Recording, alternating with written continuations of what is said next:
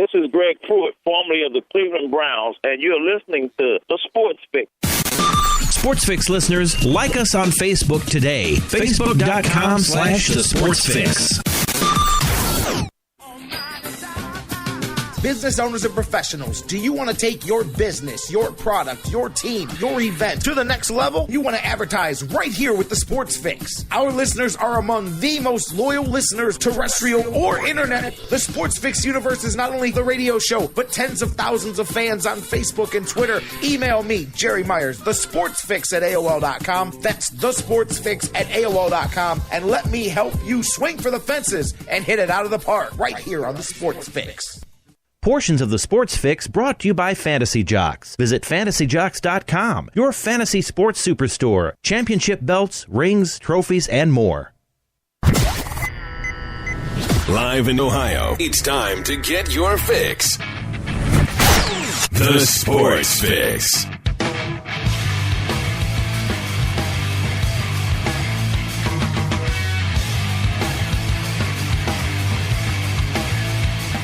And away we go, off and running with this end of the week Super Bowl weekend edition. Large, extra large, large Marge in charge, baby, edition of the Sports Fix. Today we've got a loaded panel of guests, esteemed and otherwise. I'm just kidding. The esteemed panel joining us here today. I'm the otherwise in this motley crew. We've got a loaded show coming your way today. A whole lot to get into and talk about, and I'm ready to do it. And man, not only that, here we go again. I mean, we say this all the time, but man, this is the last edition of January already. I mean, you know what I'm going to say. Just yesterday, we were saying Happy New Year, and here we go again, man. Flying by. Before you know it, baseball is often with us, man. We'll get to that. Speaking of baseball, Mike Brandyberry will be here a little bit later on. I don't know how much baseball we're going to talk. Mike, of course, from DidTheTribeWinLastNight.com. We're going to talk some Indians. And hey, he had an interesting article this week that got a lot of good feedback about the red jerseys. But we'll talk some Super Bowl. A lot of people last week enjoyed Mike and I going outside the box and doing some different things with our conversation. Doing that again today. Jonathan Knight, Sportswriter extraordinaire. Matter of fact, JK is going to lead things off here. Just about 15 minutes from now, we'll talk some Browns. We'll talk Super Bowl coming up here. Whatever, JK, it always goes in all different directions. And you know what, too? No, I'm going to save it. I'm going to save it for when JK's on the show. But, the last few days, really, all the last 10 days, everybody's been doing the whole deflate thing and all of that. And you guys, if you've listened every day, a couple of times I've made mention, because you know where I'm at on Bill Belichick and all of that, on other things that when people say, he's cheating the game, and I said, well, what about when these guys back in the day did this? I've got a good one. I actually found a newspaper article from 1948 that is so, I couldn't believe it when I stumbled across it. I randomly stumbled across it on a search for something, and I said, you know what? That ties right into what I've been saying. But anyways, interesting stuff about and it involves the Browns. We'll talk about that here with JK Super Bowl. Jeff Gorman, speaking of Super Bowl, Jeff Gorman writes for Browns101.com. He's here every Friday on the show. Today, we're going to preview that Super Bowl. We'll look at it from all sides and get into it. Talk a little bit as well. Browns hired the jokes sometimes write themselves. Somehow. And I love, you guys know, man, I love positivity, but I will allow us to crack a little humor here because somehow only the Browns can manage on the same day to have the Josh Gordon speech come out on the same day that they raise ticket prices 30% on some of the lower seated tickets and hire a guy to coach their wide receivers named Joker. I mean, really, when you put all three of them together with the recent history of the franchise, I go, that was a par for the course day for that franchise. Of course, those are all different things. I'm going to talk about that. And a matter of fact, I'm going to get into the Josh Gordon speech in a minute. I got a cool message yesterday. Jeff from Marion said, hey, J-Rocc, not many times do I hear a guy say, you know what? I need to redo this off the air. Think about this before I go yapping my trap. Remember yesterday when the Josh Gordon letter came out, apparently Jeff was really digging the fact that I didn't just lace right into it with a bunch of half-cocked theories because I really hadn't had a chance to sink in a lot of the words that I read. And but anyway, so thanks for the letter there and the message, Jeff. And I am going to talk about that now here. Josh Gordon and his open speech, wagging his finger at the world. We'll talk about that. A lot of things to do, so let's do it. Welcome in, Sports Fix, baby. J-Rocc here with you. Jerry Myers leading the way as we do each and every day, live at noon across the Sports Fix radio network right here. Maybe that means you're listening to us on TuneIn's radio apps worldwide, on Spreaker and Mixler, their respective digital and mobile applications.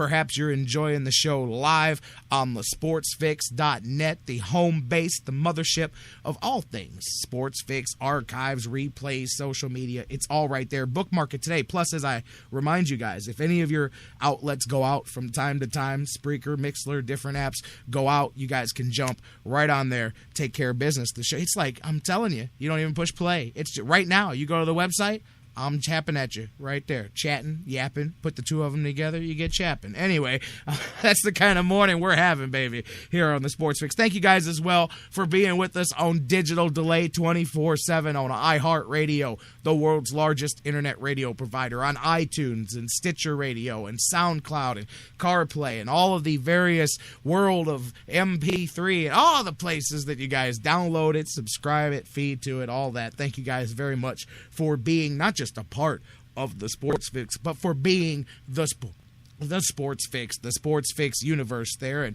let's take a little swig on my coffee here.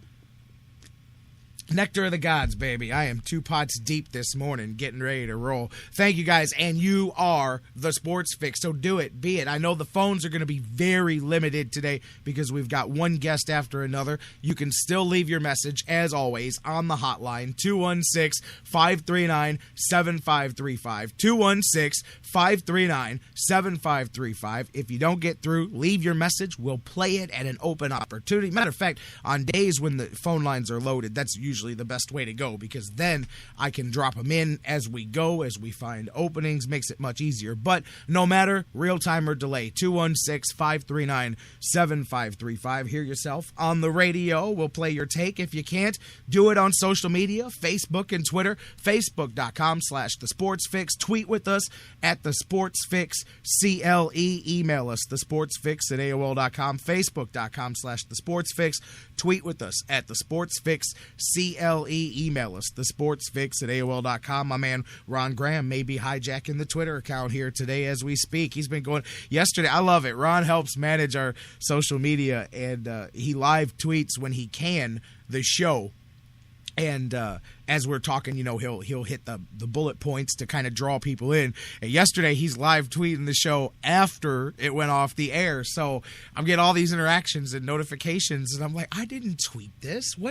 I didn't say that. And then I realized, obviously, it takes me 2 seconds to go, Ron's going to work there. But anyway, so Ron's out there doing the thing. Make sure you interact with us on Twitter at the Sportsfix CLE. All right, let's start. Buckeyes, big hoops win yesterday, man. I'll tell you, couple in a row here for them as they've taken care of business. Two big top 25 wins there for the Buckeyes, and a good one, big one yesterday, man. That was a rather dominant victory over Maryland there. D'Angelo Russell and those guys doing their thing. So, hey, man, you know what? Next week, Dan Wismar, obviously now the Buckeye OH championship season. That one is finally passed. Dan Wismar and I, we do a lot of Buckeyes talk. Now we'll really be able to start focusing our conversations here in the next few weeks into the Buckeyes as we start getting into the stretch. I mean, obviously, February, guys start jockeying, moving around. We start seeing guys get in position for tournaments and other tournaments and all of that. And so can't wait for that. But big hoops win there for the Buckeyes. Hey, Kyrie Irving, speaking of yesterday, looking at just some throwbacks to yesterday's show here as I'm tying the loose ends together. Josh Gordon's next. You're next, my friend. Kyrie Irving, all-star, third time in 4 years since he started. Kyrie named to the All-Star team here yesterday as they named the reserves. And, I'll tell you what, a couple of people I'm about 300-400 different sports talk groups that we're a part of out there on Facebook. So we get to see some really some cool conversations and be a part of them sometimes with people. And Anyways, one of the big ones yesterday, a lot of people saying, hey, man, this guy belonged, that guy belonged, but how do you leave Damian Lillard? Matter of fact, the Portland Police Department were pretty funny. I don't know if you guys heard this or not, but the Portland Police Department, from their official Twitter account, actually put out a tweet that was pretty comical yesterday. It said, we may have to open a robbery investigation into how Damian Lillard of our Trailblazers was left off the All-Star game. And, I understand why people voted, because it's a popularity contest. You guys, we talk about that all the time. And Kevin Durant, I get it, why people voted for him, because it's a popularity contest. I also get people, I know Charles Barkley was going off last night, and he's right. Kevin Durant missed half of the first half of the season, but we've seen that before. We've seen with Dwayne Wade, we've seen with Kobe, we've seen with guys who have missed most of the time or whatnot being voted in. And if that's what the fans want to see, that's fine. But, you start to get into some funny things. Exactly, because anybody, any age, anybody can vote. They're anonymous. Matter of fact, the way the NBA does theirs, it's kind of ridiculous because they involve social media. And you can retweets count as votes. All these things you do count as votes. And so it's whatever. It is what it is. It's a way so that every year they can say 557 million votes were cast. And then the next year they can add to that number because it's a unique way of tallying the votes. But regardless, it is a popularity contest.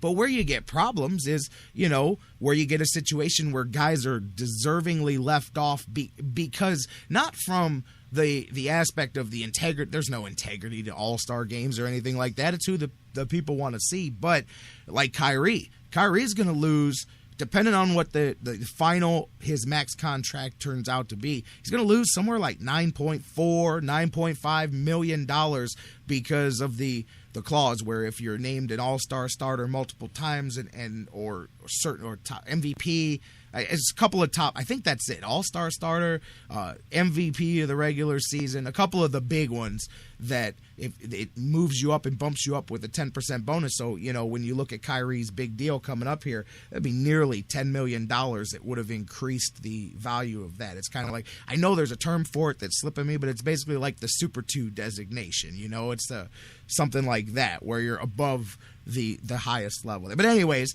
that's what you get. Not that I feel bad for a guy making $100 million getting shorted 10, but that's what you get when you monkey around and you put real life incentives and stuff into something that's the equivalent of a popularity contest and who's the coolest guys on the playground. But hey, Cavaliers, Kyrie Irving does go in, which circling around, that's where we go back to it here. And Kyrie Irving, LeBron James, what's that, the 10th set of Cavaliers teammates that have gone in there now. Either way, Kyrie represents again this year, not a starter. A couple of first-timers, too. Klay Thompson was in, Jimmy Butler from the Bulls, and Jeff Teague. Atlanta got 3 guys in. I know some of you. I had some people yesterday go, J-Rocc, you're crazy sleeping on Atlanta, because I said yesterday, I know they're 38-8 and all that. I get it, but I don't know, man. In the playoffs, they don't do it for me. But we'll see what happens. Long way to go here before we get there. We're just getting to the All-Star break now. They led with 3 members of the Hawks, and I don't have a problem with that. I mean, the team wins 38 games in the first half of the season. I don't have a problem with them getting 3 guys into the All-Star game. All right, now, Josh Gordon.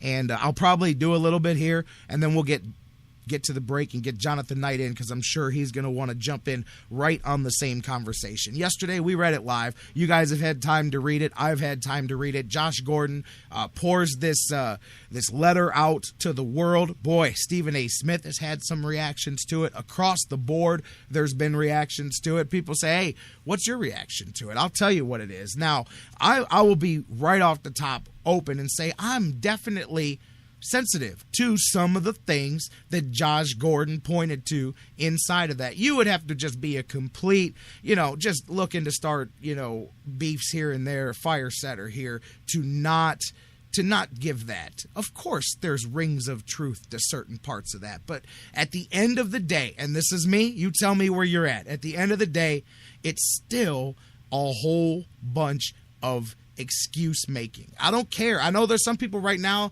going to go super liberal and hang me up and say, well, you got to give a guy a break. You got to give a guy a chance. Let me slow your roll here. First off, he has plenty of chance. His life can go anywhere he wants it to go. He doesn't have to be in the NFL. I'll go back to that one first and foremost. there's different rules. But forget all the rules. Listen, I get it. Josh Gordon's caught in a punishment cycle. There's one of the things that I will give him in his favor. If we're going to break this argument down, he is. I agree with Dan Wismar. He shouldn't have came in with a couple of strikes against him for stuff that did not happen while he wasn't in the NFL. I get it. He is caught in a punishment cycle. It's easy to look at any of these individual things and say, boy, man, that was a tough break. Boy, you should cut that guy some slack. Now, that's where I'm going to stop with that. Now let me hit you with the other side. You can tell me that all you want. Josh Gordon is I said this yesterday on the air with Dr. Football. He is sure the most railroaded guy in the NFL. He couldn't buy luck with all the millions in the world, because I have never seen a guy so unfortunate in my life, because each one of those stories that he explained was uniquely interesting on its own until you realize that he just told you 5 different stories for 5 different things that happened. At the end of the day, I get it that you had a very rough upbringing. Let me tell you, I'm not going to put names out here, and I'm not going to put personal business on the streets, but I have one of my best friends here who is an athlete. He is somebody who lost a parent very early in his life, and he didn't lose his father. He lost his mother, which to me is very impactful. I get it. Hey, man, I'm a dad. I know how important that is. But, I mean, think about a young child. You know, not having your mom is a little different than not having your dad. They both suck. Don't get me wrong. But I think you can feel where I'm coming from on that. My man came from a very hardcore neighborhood, very hardcore streets. East Cleveland, I'm telling you, any set of circumstances that you can assimilate. I'm not going to get into arguments of whose neighborhood was worse or who had more guns. I'm talking about somebody who had every opportunity to turn out as bad as possible. And I've watched this guy not only survive, but thrive. And not make, and I'm not saying you can't make mistakes, but make no real mistakes. Not only that, I've never seen a guy harder on himself than this particular person. I mean, the level of respect that I have for him is just, it's through the roof, because he overcame so much, is still overcoming so much, and he's the kind of guy that won't allow you to make an excuse for him. You can't go up to this cat and say, hey, man, that wasn't your fault, blah, blah, blah. Hey, man, no, he's not hearing it, even if it's true. My point is that there is a whole lot of people with worse stories, and that's one person that I know. I know others. That's one story from one person. Multiply that by the thousands of you listening who each know one other person maybe who has a story, and multiply that by the thousands and thousands and thousands of other people who all have much tougher stories and who survive and who thrive. And I can totally appreciate being young and making mistakes, but when you make one after another, after another, after another, after another, it doesn't matter. I can dig it, I can appreciate it, and I can accept your apology. You are still, unfortunately, way caught up in the cycle of all. Here's the thing. Look at the letter that we read yesterday. And every time he makes a point where you go, hey, I can feel you on that one. Then he comes back with, when I failed my DUI, which, by the way, was only 0.01 over. Or when I failed for marijuana, which was only secondhand smoke. I mean, come on, man. That's the constant enabler, excuse maker. I mean, we all know about that. That's the cycle that never stops. That allows it to continue. And as long as this guy can show up tomorrow, make a mistake, and say, hey, I made a mistake, okay, that's great. But I can go to any example, anything that's a privilege. And to me, any job is also, it's not a privilege to work. It's your responsibility to work. But where you work, the opportunities you get is a privilege. I go back to something as simple, because this is a real easy one that people can relate to, a driver's license. When you have your driver's license, it's a privilege. And as long as you don't abuse that privilege, it goes without thinking. You can come and go. It starts to become a right to have a driver's license. But when you break the rules that come with it over and over and over, and you can tell me, look, it's not fair. I'm with you. The beer sponsorship, so hypocritical. The NFL's the biggest group of hypocrites that's out there as a league. So I'm totally with you on that. I 100% agree with guys like Richard Sherman and what Josh Gordon's saying there. Totally disingenuous. Doesn't change the fact that you signed a piece of paper that said, hey, if you let me back on the field, I will agree not to do this, this, and this. And I still say, hey, at the end of the day, that's it. You can tell me, J-Rocc, you've got the right to do this, that, and this. But if you come to me and I make an agreement and I sign a piece of paper that says I can only walk on the left side of the street between 4 p.m. and midnight. Now, it's my right to walk anywhere I want. But if I made this agreement and I'm caught not walking on the left side of the street between 4 p.m. and midnight, I have to pay the price. But then somebody can get on the radio and go, well, that's not fair. He's allowed to walk on any side of the street he wants. No, I'm not. Once I agreed only to walk on the left side of the street between 4 p.m. and midnight. Does that make any sense? It has to. It baffles me how that argument gets lost here. But at the end of the day, there's a middle ground. You don't have to be cold-hearted and say, I don't want to hear nothing Josh Gordon's got to say. There's a whole lot of stuff in there that's reality-based, and that's true. But there's a whole lot of it that still circles around to excuse-making and justification. At the end of the day, the only person that has to answer for Josh Gordon is Josh Gordon. And right now, Josh Gordon is unemployed, basically, for what he's done. So he has to deal with it. We don't have to deal with it. We don't have to argue. It's not my place, your place, anybody's place to forgive him. I'm not worried if he goes out and fixes his issues, gets himself back in the league. If he does, that's great. If he doesn't, that's okay too, because that's Josh Gordon's issues. As long as he does on the humanitarian side, and he has clearly made it clear that he doesn't need anybody concerned for him, that's fine. I'll still be privately concerned for him, but I'm not concerned if he gets back on the football field. I'm not concerned if he ever plays football again. I make this argument all the time. It's nobody. The only way you make a living is not sports. You can tell me that all you want. Well, it's all he's done since he was 10 years old. Well, then his family did him a disservice because he should have prepared for something else too, because nowhere is it written. I don't care if you're 7 foot tall. It's not your right to play basketball. Nowhere is it written. There's plenty of other things you can do. There's a million factory job openings. Well, that's a bad example now because the economy and the unemployment and all that. But you get my point. My point is nobody can look me in the face and say, well, how's that man supposed to make a living? Easy. Go get a job. It's what everybody else does. It's what college players do when they don't have the talent to go to the NFL. The NFL says you can't play. They have to go find a job. You may have the talent, but the NFL says because of what you've done, you can't play. Sorry, buddy. Go get a job. I mean, seriously, I'm not trying to be, it's not like I didn't make mistakes either, but guess what? The mistakes that I made also affected my future. Every time I made a mistake, it was forgiven. I was allowed to move on. But at the same time, they affected my life. If I made a mistake at work, they may have forgiven me, but it may have cost me a promotion, may have cost me a raise, may even have cost me my job. Nothing I can do about that. I can't force them to forgive me. I can't force them to ignore it because I was 22 years old. I can apologize. I can make amends. They can forgive me, but it's their choice to let me move on. And that's the consequence that came from my mistake. Even though I fixed it, that's the consequence that came from my mistake. So even if you want to say, hey, I'm with you, Josh Gordon, I'm with your apology, I'm with all of that, your mistake may have cost you the chance to play football. And if so, you become isn't that a shame, move on type of situation, because I can't sit around and feel bad for a guy that he can no longer be allowed to make millions of dollars because he made too many mistakes. Poor guy.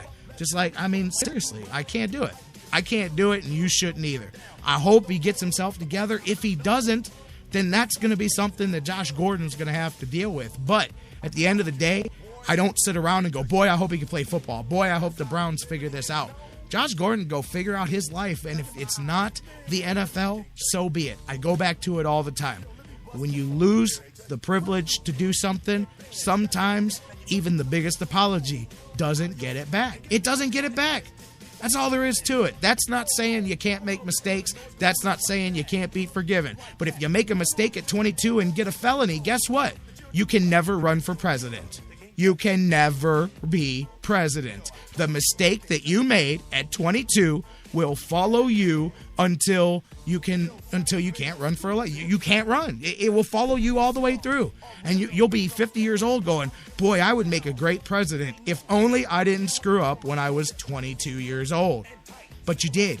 And now you can't. And that sometimes is the unfortunate consequences of your actions. Deal with it. Deal with it. All right, let's deal with it. Let's take a break. Let's get rolling here, man. Jonathan Knight, Sportswriter extraordinaire. Let's try to track him down. Get him in on the conversation. The Sports Fix rolls on. We've got Super Bowl talk coming. Mike Brandyberry, Jeff Gorman, so much more. We have just begun. And you know what? It's not a privilege. It's your right to listen to the Sports Fix. It's your right to get your fix, baby. So thank you for being here with us. That one not getting taken away from you. We'll be right back with more Sports Fix coming up next.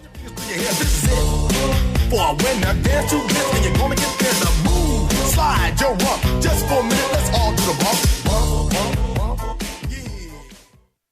Get your fix.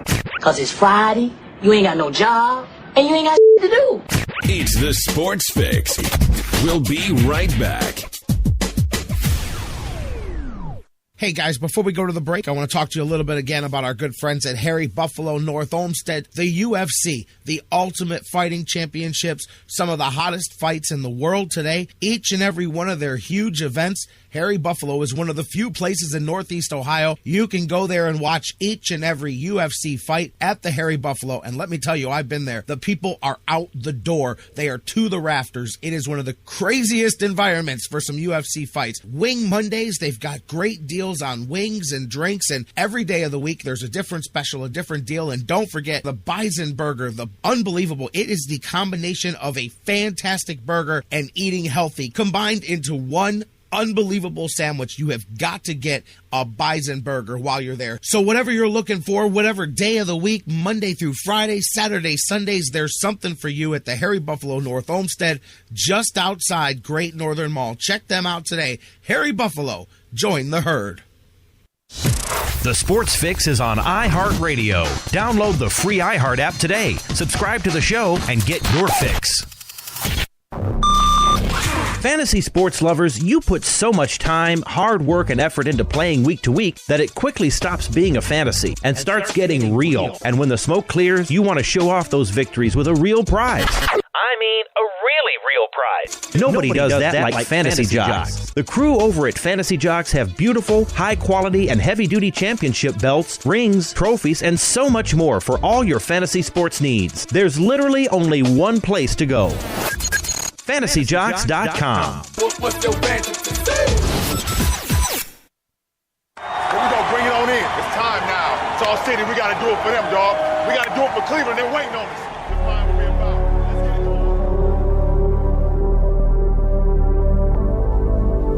going. Every single night, every single practice, every single game, we got to give it all we got because they're going to ride with us. Everything that we do on this floor was because of this city. We owe them.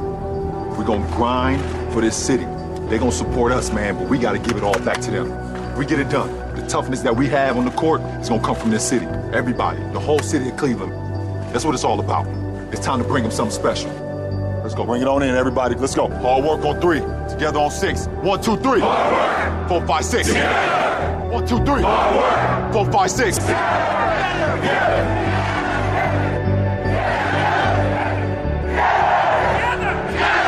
It's all us. Cleveland on 3. 1, 2, 3.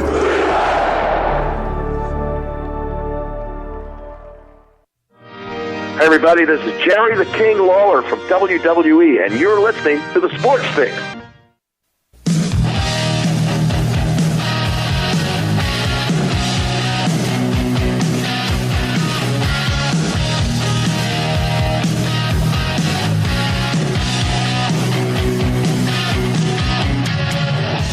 Welcome back to the Sports Fix. We are rolling now live across the Sports Fix Radio Network. J-Rocc back with you here, getting ready to jump back into it. My man, Sportswriter extraordinaire Jonathan Knight, is about to join me on the phone lines. I'm already getting some feedback here from you guys. I see Ron running the tweets there about my little spiely dealy there about Josh Gordon. Again, hopefully you guys dig where I'm coming from, man. I think that where I just laid it out is right where it needs to be. I can dig both sides, but I mean, let's keep it real at the same time here, man. And I want to pick up with that. And I was teasing you guys earlier, but I'm gonna drop that what I was saying about Bill Belichick and the Browns, and it ties into Paul Brown here in just a second. But let's do all that. Jonathan Knight, perfect way to do it, guys. Keep it rolling. Facebook and Twitter. What's your thoughts on Josh Gordon, as I was saying, on the Super Bowl and all the things that we're talking about today? Facebook.com/thesportsfix. Tweet with us at the Sports Fix CLE, and of course you can always slip in an email, the Sports Fix. And the lower this button here, go to the phones. Jonathan Knight, sports writer extraordinaire, as I like to call him. JK, how you doing, my friend? Hey, I'm doing good, Jerry. How are you?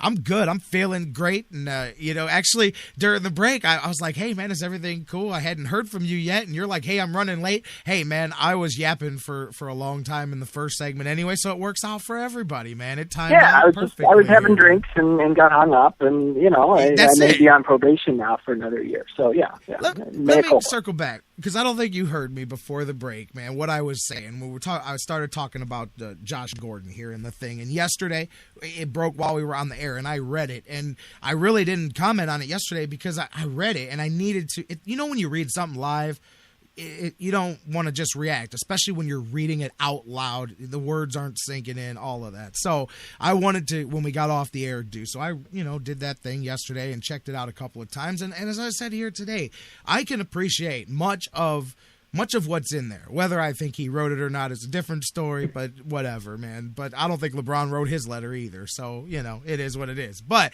regardless of all that, I can dig some of the stuff he said. It doesn't change the fact that it was one giant cycle of enabling, one giant cycle of one excuse after another. I know plenty of people who have overcome just as many and just as much and done things without making mistakes. But even with mistakes, the end point that I made is playing football is not a right. It's not a responsibility. It's a privilege, just like anything else out there. You have the responsibility to work. You don't have the responsibility or the right to do a certain line of work. Yeah, people can make mistakes, but it doesn't change the fact, and I made the example of running for president. If you catch a felony at 22 or 23, yeah, that was a mistake, and you could turn your whole life around, but you can't run for president, and you will pay for that down the line because, unfortunately, certain mistakes eliminate certain privileges. Yeah, it ties in, unfortunately, it ties in with what we were talking about last week with Belichick and this whole Deflategate thing, that because of his history and because of the Patriots' history with previous scandal and previous problems, this becomes a much bigger problem than it really should be. And very similar with Josh Gordon. It's not that he went on a binge and an exit ramp or something and got somebody killed, but in the context of the Josh Gordon saga, yeah, this is a big deal now. So, yeah, I mean, you can, and his letter can try to justify it or make excuses for it, but you're right. I mean, it's not a right given to you by the Constitution or by any higher power that this is something that you have to do or have the God-given right to do this, and anyone, this is taking that away. No, I mean, there's rules similar to Marshawn Lynch too, and the whole Media Day fiasco and right. All of that. That's fine if you don't want to do it. That's nobody wants to do it, I'm sure. But these are the rules. If you want to have this privilege, if you want to get all the benefits of having this job, it's just like any other job. To get that paycheck and to get those benefits, there are certain hoops you have to jump through, and this is one of them. And for Josh Gordon, in his case, it's very clear about what you can and can't do, and he chose to ignore that. Exactly. It's like the guy who, can't keep himself out of trouble at work. He runs his mouth all the time. Well, it's my right to say what I want. That is true. It is your right to say anything you want, anytime you want. Doesn't mean that if somebody does not like what you said, you may not have to deal with some sort of consequences for that. That's the thing, is Right. everybody, and especially athletes, they love to, and Marshawn Lynch, it's a great example because Richard Sherman has never found a cause that he won't bark behind. And I get a lot of what he says is right. Like, I totally dig the disingenuousness about the alcohol sponsorships and all of that stuff and all the things about Goodell. The NFL's crooked as hell, and I totally dig where some of those players are coming from. But, you know, like you said, at the end of the day, man, I mean, that's you are the casting way the to go. step. You know, if you Right. have that big of a problem with the NFL, you need to get out of it. If it bothers you that much and you think that you're being wronged by the NFL, then get out. I mean, find something else to do. Go work somewhere And that's else. the thing.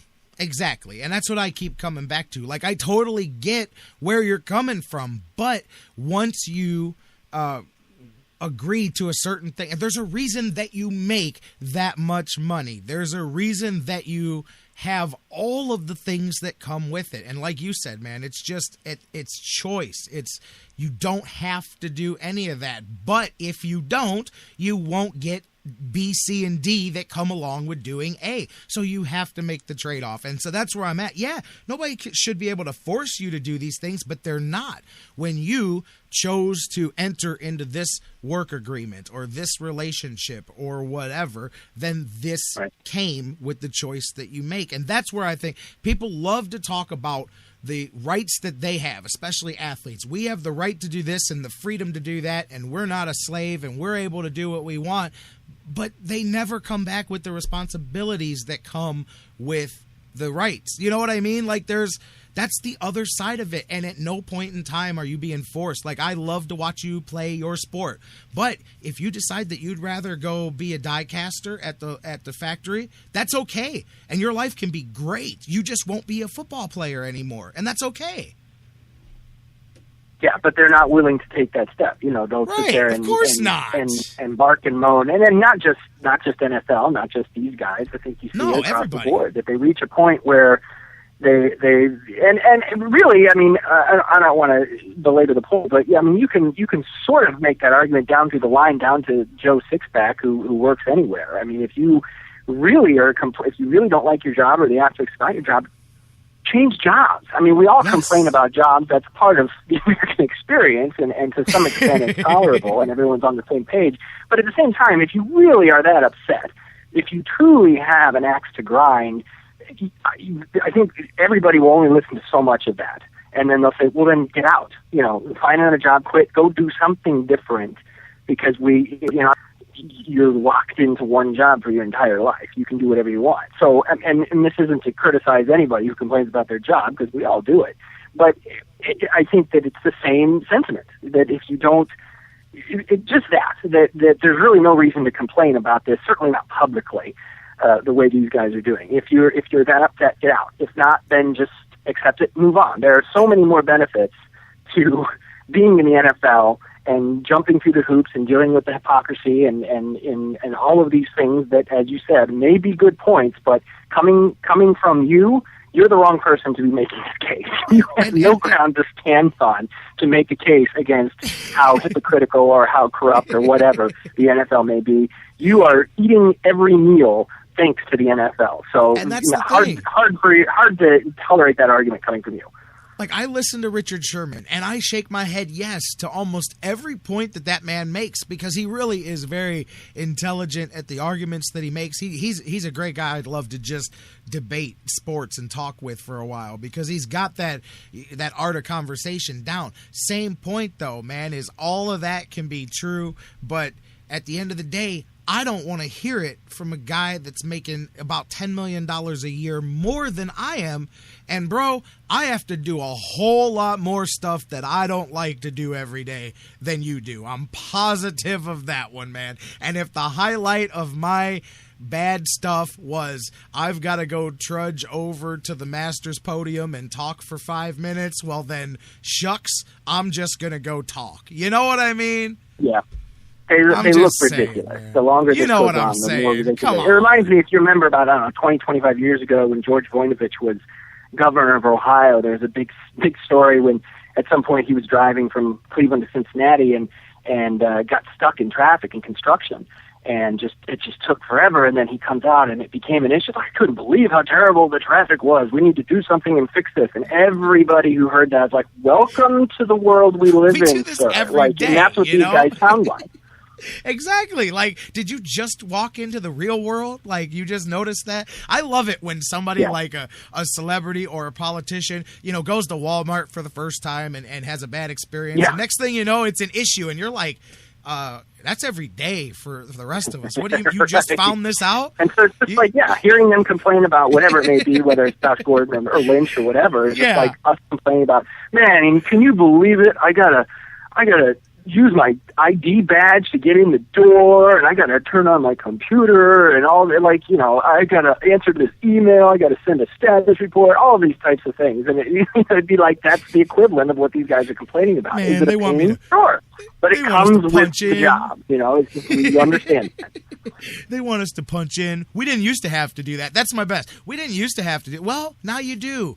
You don't have to. Yeah. I'll go work somewhere else. Anyways. There's the door. There's the door. It worked the same way it did when you came in.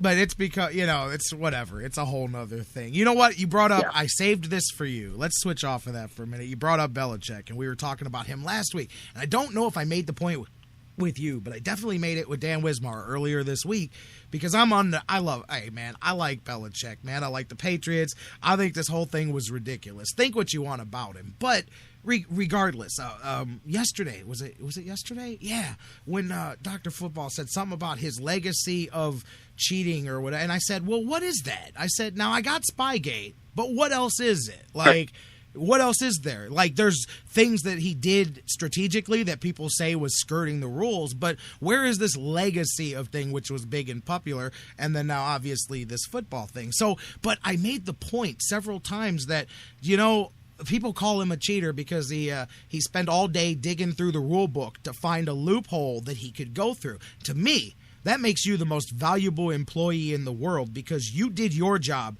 better than everybody else at your position did their job. And I said, you got to think that back in the day, the first time somebody invented a zone blitz, somebody said, that's illegal. You can't put 9 guys at the line of scrimmage. You can't do that. Or the first time Paul they Brown. do a forward pass. The first time Paul Brown. Oh, that's cheating. You can't do that. Yeah. Well, Belichick did that too. Well, guess even what? when he was with the Browns. And I totally agree with you. I mean, that's not cheating. That's not a culture of cheating. Guess I mean, what, I get why you would correspond those things, like you're trying to find a loophole, like you're a guilty purse people. And I guess if it were a corporation doing that, then we'd frown on it. But it's a little less. But again, because he is painted in this way, it probably does carry more weight. But the point is that he did that with the Browns. If you remember, there'd be these little things that, and at the time we loved it. It's one of the few positive things when you look back at the Belichick years in Cleveland that you remember, he would come up with these creative little tricky plays that, not often, but, just long enough or just frequently. And it was one of those things where we've never seen anything like this before. Webster Slaughter running over to the sideline like he's leaving, and the field goal team comes out, and he field. And the field goal team comes out as they're taking a field goal. They snap it to Brian Hansen, the holder, and he just stands up and just throws a pass to Slaughter, who's standing there all by himself because nobody realized he's on the field.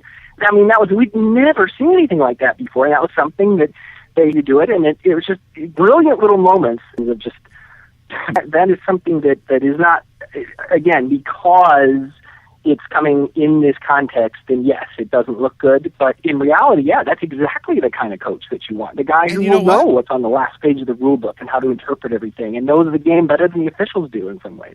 Exactly. I liken it to having an accountant on your business who finds a way to save you $100,000 by finding a loophole in the tax code. Exactly. Listen, you did your job better than everybody else's accountant because you just did so. But my example, this is nuts. I found this last night. I don't know if you would even know this. You're pretty good on Browns history, JK. You only wrote a book or two about it. But 1948. Did you know in the San Francisco News, which was one of their major papers, papers back then, there was an article where the writer accused the Browns and Paul Brown of cheating. And it was so similar to this. I had to bring it up today. I found it last night, where because of the way he was blocking, the blocking scheme that the Browns were using. Remember that undefeated season in 48, there was all the talk, and the San Francisco News it accused the Browns and Paul Brown of cheating because that's the only way they could be that good and be that much better than all the other teams. And I go, man, look at that, man. That sounds exactly like replace Browns and Paul Brown with Belichick and the Patriots, and that's what some guys are saying. And it's I know it's not, but I said, boy, I made that example, but I didn't have any proof earlier this week. And now I found a newspaper article where journalists were accusing Paul Brown of cheating because he found a blocking scheme that they thought was illegal. And I said, bam, see, whenever you've got somebody that's that much ahead of the game at what they do, there's always going to be that. Now I get it. He gives you some other reasons, but think about that. Paul Brown being accused of cheating back in 48 because the Browns were so good. Yeah, and I think it's funny that some people say, oh, I think there's a consensus too, even if you may not agree with it. I think if you hunker down and think that dynasties in sports really are one of the best things you can have in a sport. As frustrating as it may be if it's not your team, in some ways it's the best thing you can have. And when you look at glory years of a sport, it's usually associated with a dynasty, whether it's UCLA or the Yankees or whatever it may be. But at the same time, we are very uncomfortable with dynasties. And so when one does come along and when a team continues to win over a long period of time, then you'll see this type of thing. They're like, oh, well, you can't just win because you're talented, or there's got to be some secret to it. You're doing something wrong. So we've seen this, and we've seen this. I mean, you mentioned that story coming out of San Francisco. I can remember when the 49ers were a dynasty in the late 80s, early 90s. There was talk of breaking up that team because it was too good. Like there was I don't even remember there being a rationale, like they were breaking rules, but just that they're just too good. We need to break this up and have some parity here because they're just so much better.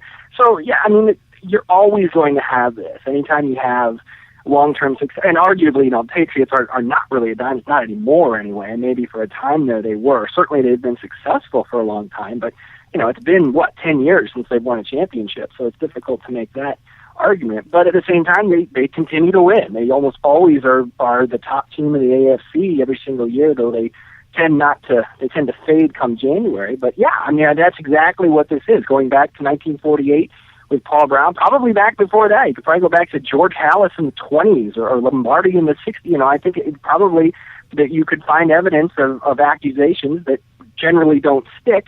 But I think this is part of not just football, it's part of sports. I think if somebody wins too much for too long, then the natural inclination is to start sniffing around and find a way to tear them down.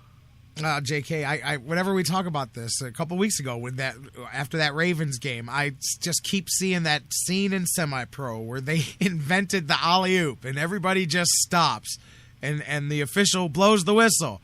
It says foul. No, 2 fouls. And then they go, well, what was the foul? And everybody has to figure it out. Wait a minute.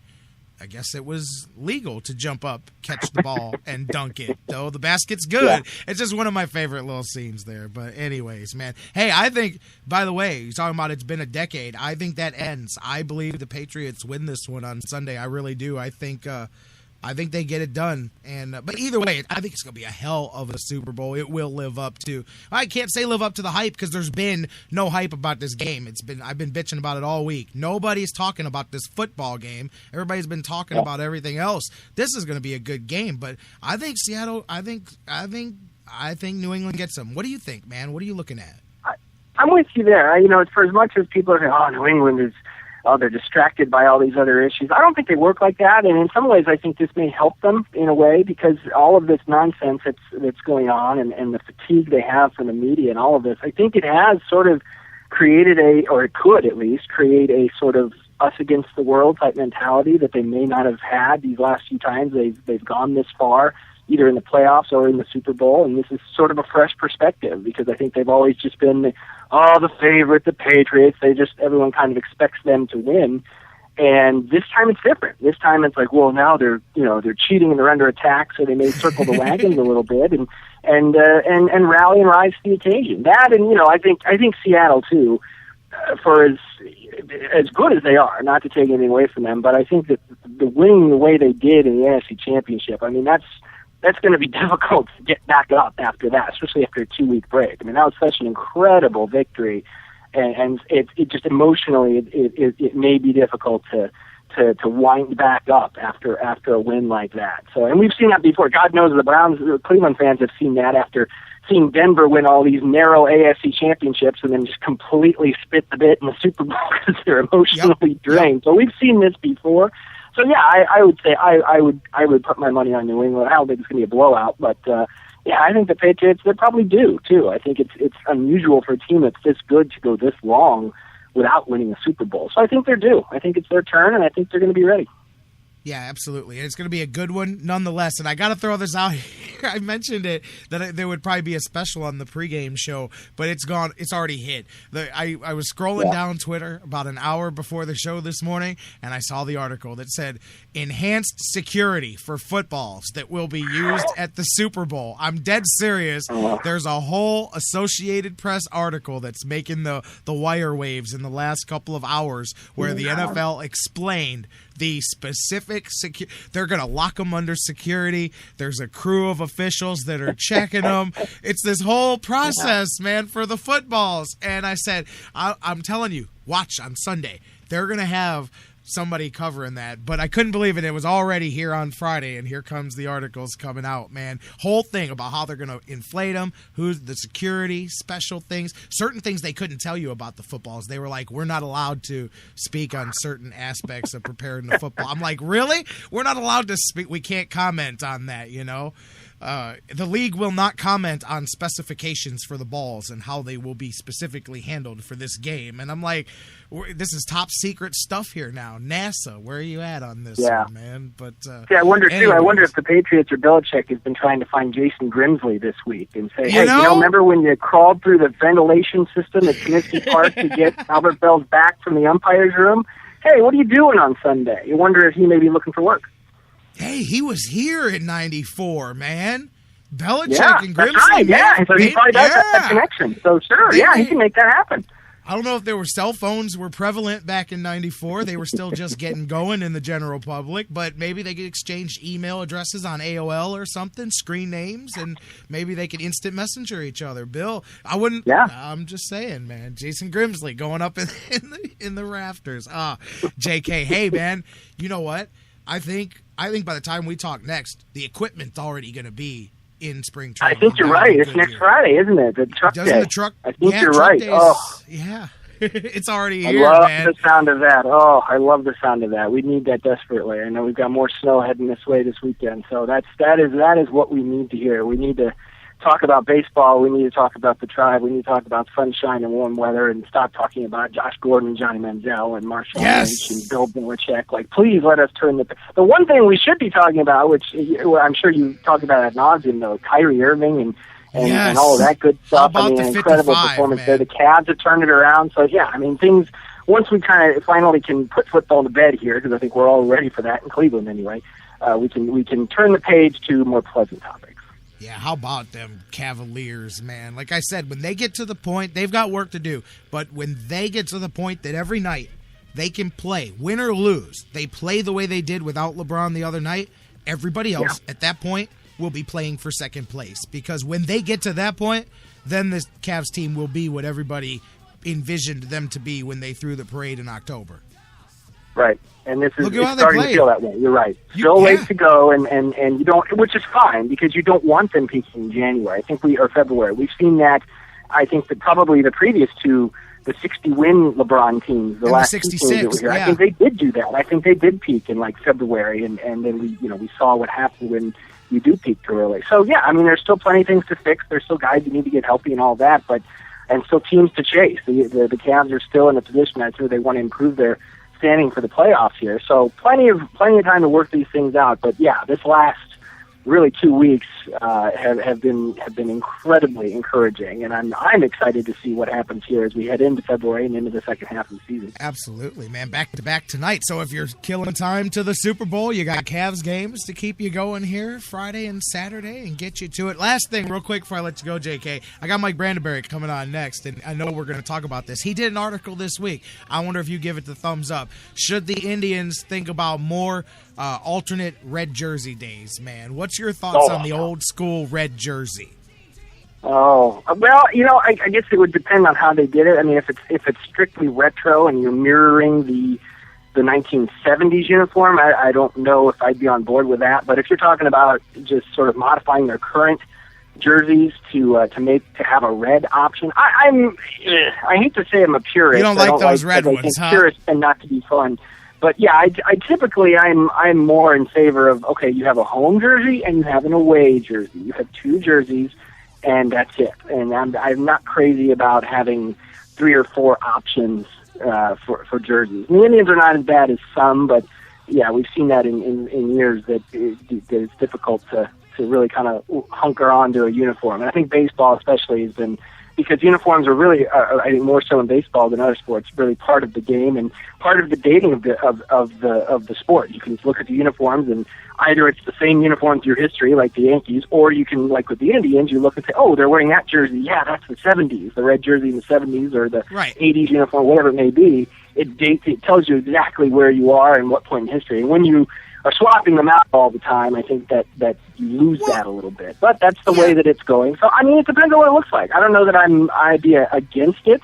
I like the Block C and what they've done there, and anything, honestly, and this is a topic for another day, but anything that if that's sort of a trade-off to this, I'm all for it. I don't know that there's any connection between those two things, but yeah, I mean, so I'm open to new ideas. Let's put it that way. I don't know, man. I'm looking at the Bloody Mary jersey right now. I'm turning to my left here. I'm looking at one here in my studio, man. I dig it, man. I could see, 6 alternate jersey days a year where they got the world's biggest Bloody Mary back on the pitcher's mound out there, man. Yeah, exactly, Bruce. As long as they don't play. It'd be white pants, though, right? Not the red pants as well. Oh, yeah, I would assume. Yeah, he's just talking about the white. Yeah.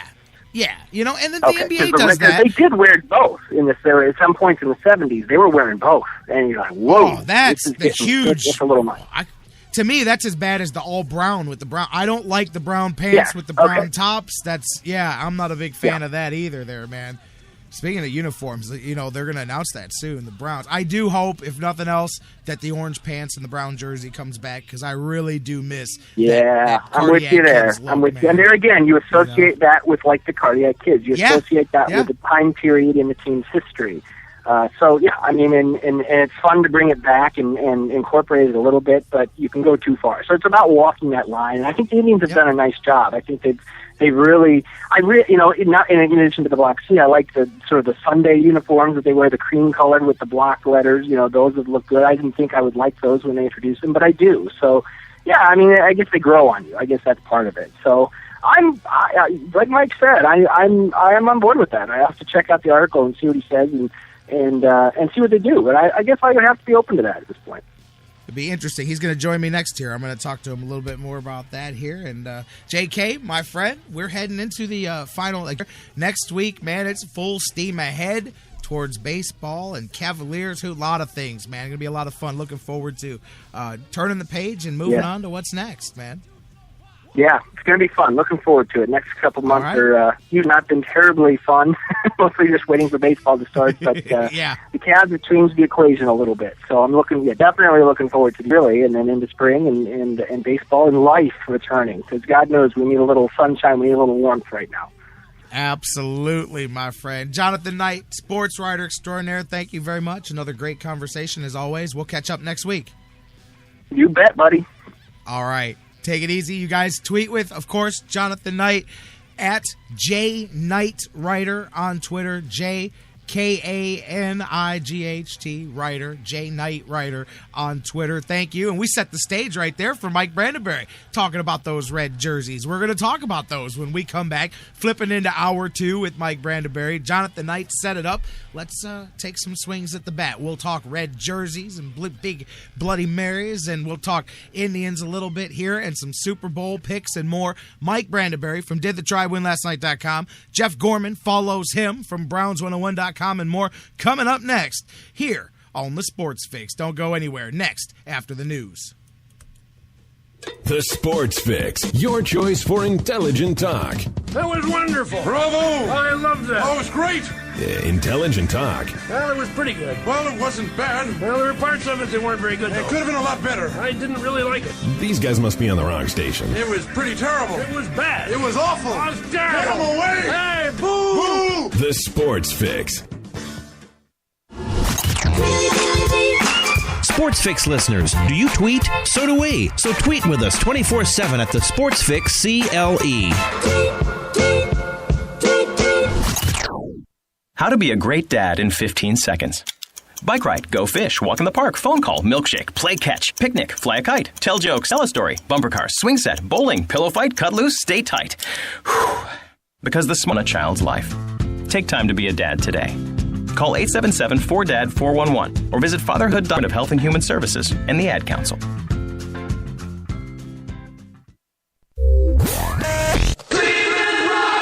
Have you gotten your copy of Cleveland's Finest yet? Highlighting the best moments, players, and media members in Cleveland sports history? He won it! Elo hit a three-pointer on the sideline! In-depth personal interviews with some of the top names in Cleveland sports fill the pages of this incredible book. Cleveland's Finest by Vince McKee is this year's must-have book for every Cleveland sports fan. Available now at Amazon.com. Get your copy today. Business owners and professionals, do you want to take your business, your product, your team, your event to the next level? You want to advertise right here with the Sports Fix. Our listeners are among the most loyal listeners, terrestrial or internet. The Sports Fix universe is not only the radio show, but tens of thousands of fans on Facebook and Twitter. Email me, Jerry Myers, thesportsfix@AOL.com. That's thesportsfix@AOL.com. And let me help you swing for the fences and hit it out of the park right here on the Sports Fix. Portions of the Sports Fix brought to you by Harry Buffalo. Harry Buffalo, join the herd. News break. I'm Christine Lisi. Here's what's happening. The main event on this Friday before the Super Bowl, NFL Commissioner Roger Goodell's State of the League address. Coverage at 1:30 Eastern on ESPN. Plenty of questions anticipated about the status of Deflategate and underinflated footballs in the AFC Championship game, as well as Goodell's reaction to Patriots owner Bob Kraft demanding an apology if his team is vindicated. Novak Djokovic beat Stan Wawrinka in 5 sets in the semis, reached his 5th Australian Open final. That ties the record shared by Roger Federer and Stefan Edberg for most Aussie finals in the Open era. Djokovic will face off against Andy Murray. Knights seek to run their winning streak to 18 games when they host the Williams. Had contact at practice for his return from fractured rib cartilage. Source told ESPN's Jeff Goodman it was an accumulation of things. Build-up guard Rashid Suleiman. Source added his talent does not. Woods 9 strokes off the lead at the Phoenix Open. Is that cashback card everyone's getting behind this season because it's the card that lets you earn 1% cash back when you buy and 1% as you pay. With 2 ways to earn cash back, it makes a lot of other cards seem one-sided. You're listening to the Sports Fix. Hold it now!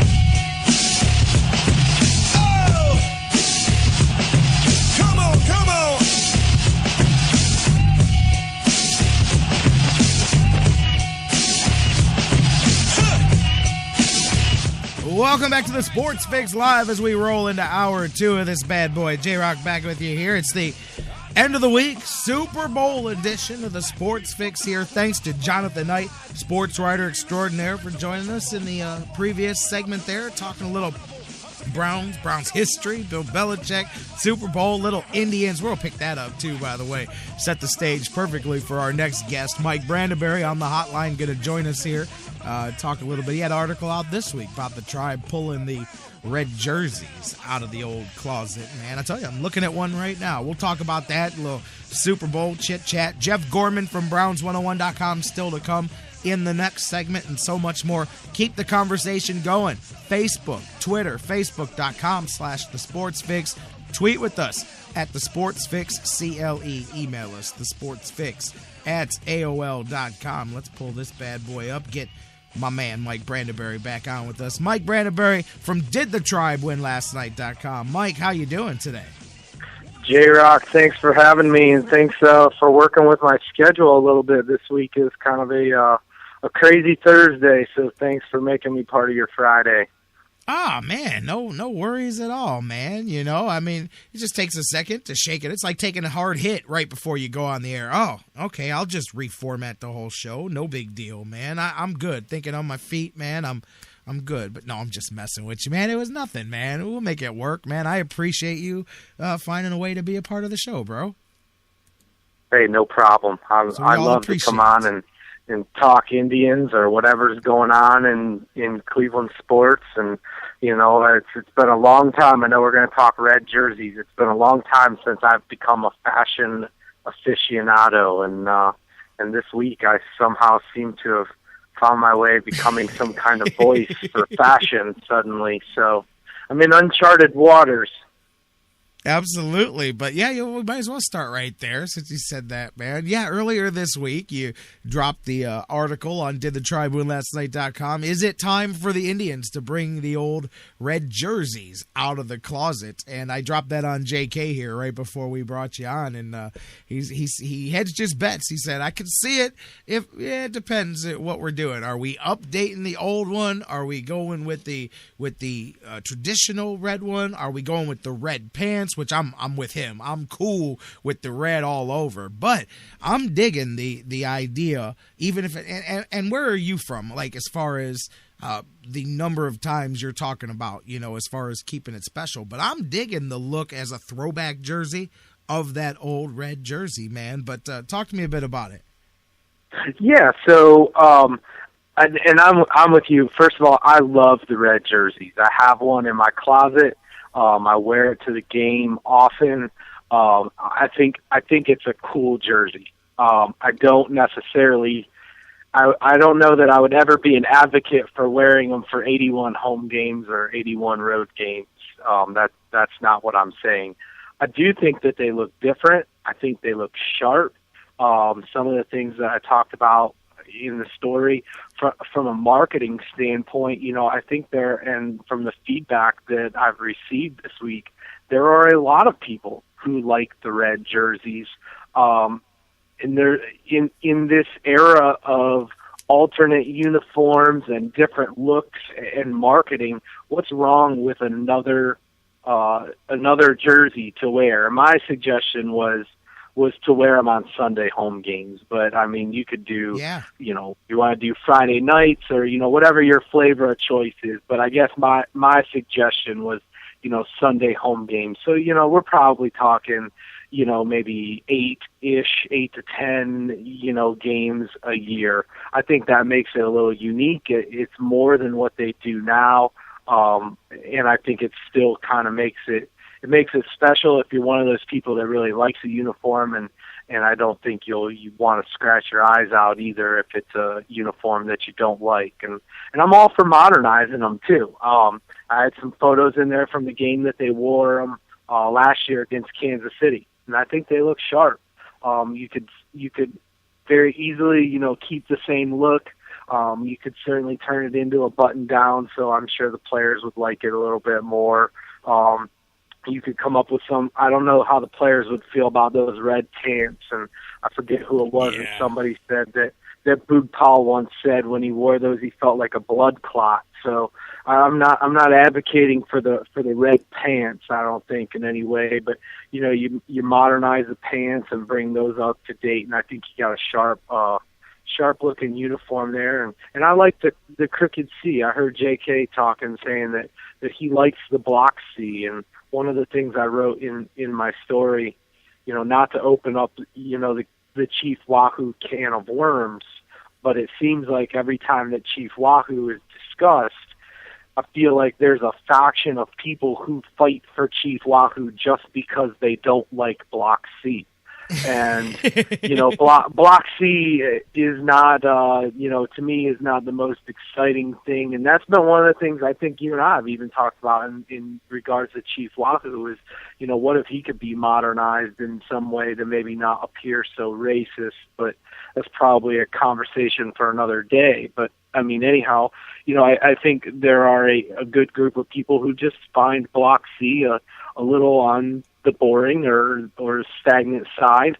And, Crooked C, I wouldn't pretend that it, comes with, flair and fireworks behind it, but it's, a little bit of a different flavor. And again, if it's 8 to 10 times a year, I think it, gives people something a little different to look at. And I think for the team, it's something else for them to, maybe market a little bit more than what they do now. Well, for sure. As you see, May 23rd, they've got the replica jersey day. But I'm with you. And it's funny, I noticed a comment on the article that you put out there. There's always a guy that'll be on the opposite camp of something. And I saw that somebody was trying to make the argument that the Crooked C is racist. And I'm like, it was written by a savage that's uneducated or what. And I'm like, only somebody looking for an issue would find that. But whatever. That's just my thought of it. But anyways, man, I just noticed that, and I'm like, man, it doesn't matter, because no matter where you go with an argument, there's always going to be somebody to jump in and wag their finger at you. But I'm with you on that, and I think that I really like your idea of Sunday home games. It separates the Sundays from the others. It's a little old school, like the lost old school Sunday afternoon game. It's so, you know what I mean? Right. Like right. I think it's perfect. I dig it. I think that's a great idea you've got there. I don't know if the Indians listen to you or not. I would suspect that, if there's a lot of, and it will be, because you, of course, wrote this article on January 26th. Come May 22nd, there'll be a ton of bloggers out there writing articles similar to yours about the red jerseys, because that's when it'll be topical. But we'll see, man. Maybe if there's a lot of positive feedback and juice off of that, then the Indians may take that as something to consider. Well, I'll tell you, I agree with you. I'll go ahead and put to rest. The Indians don't listen to me.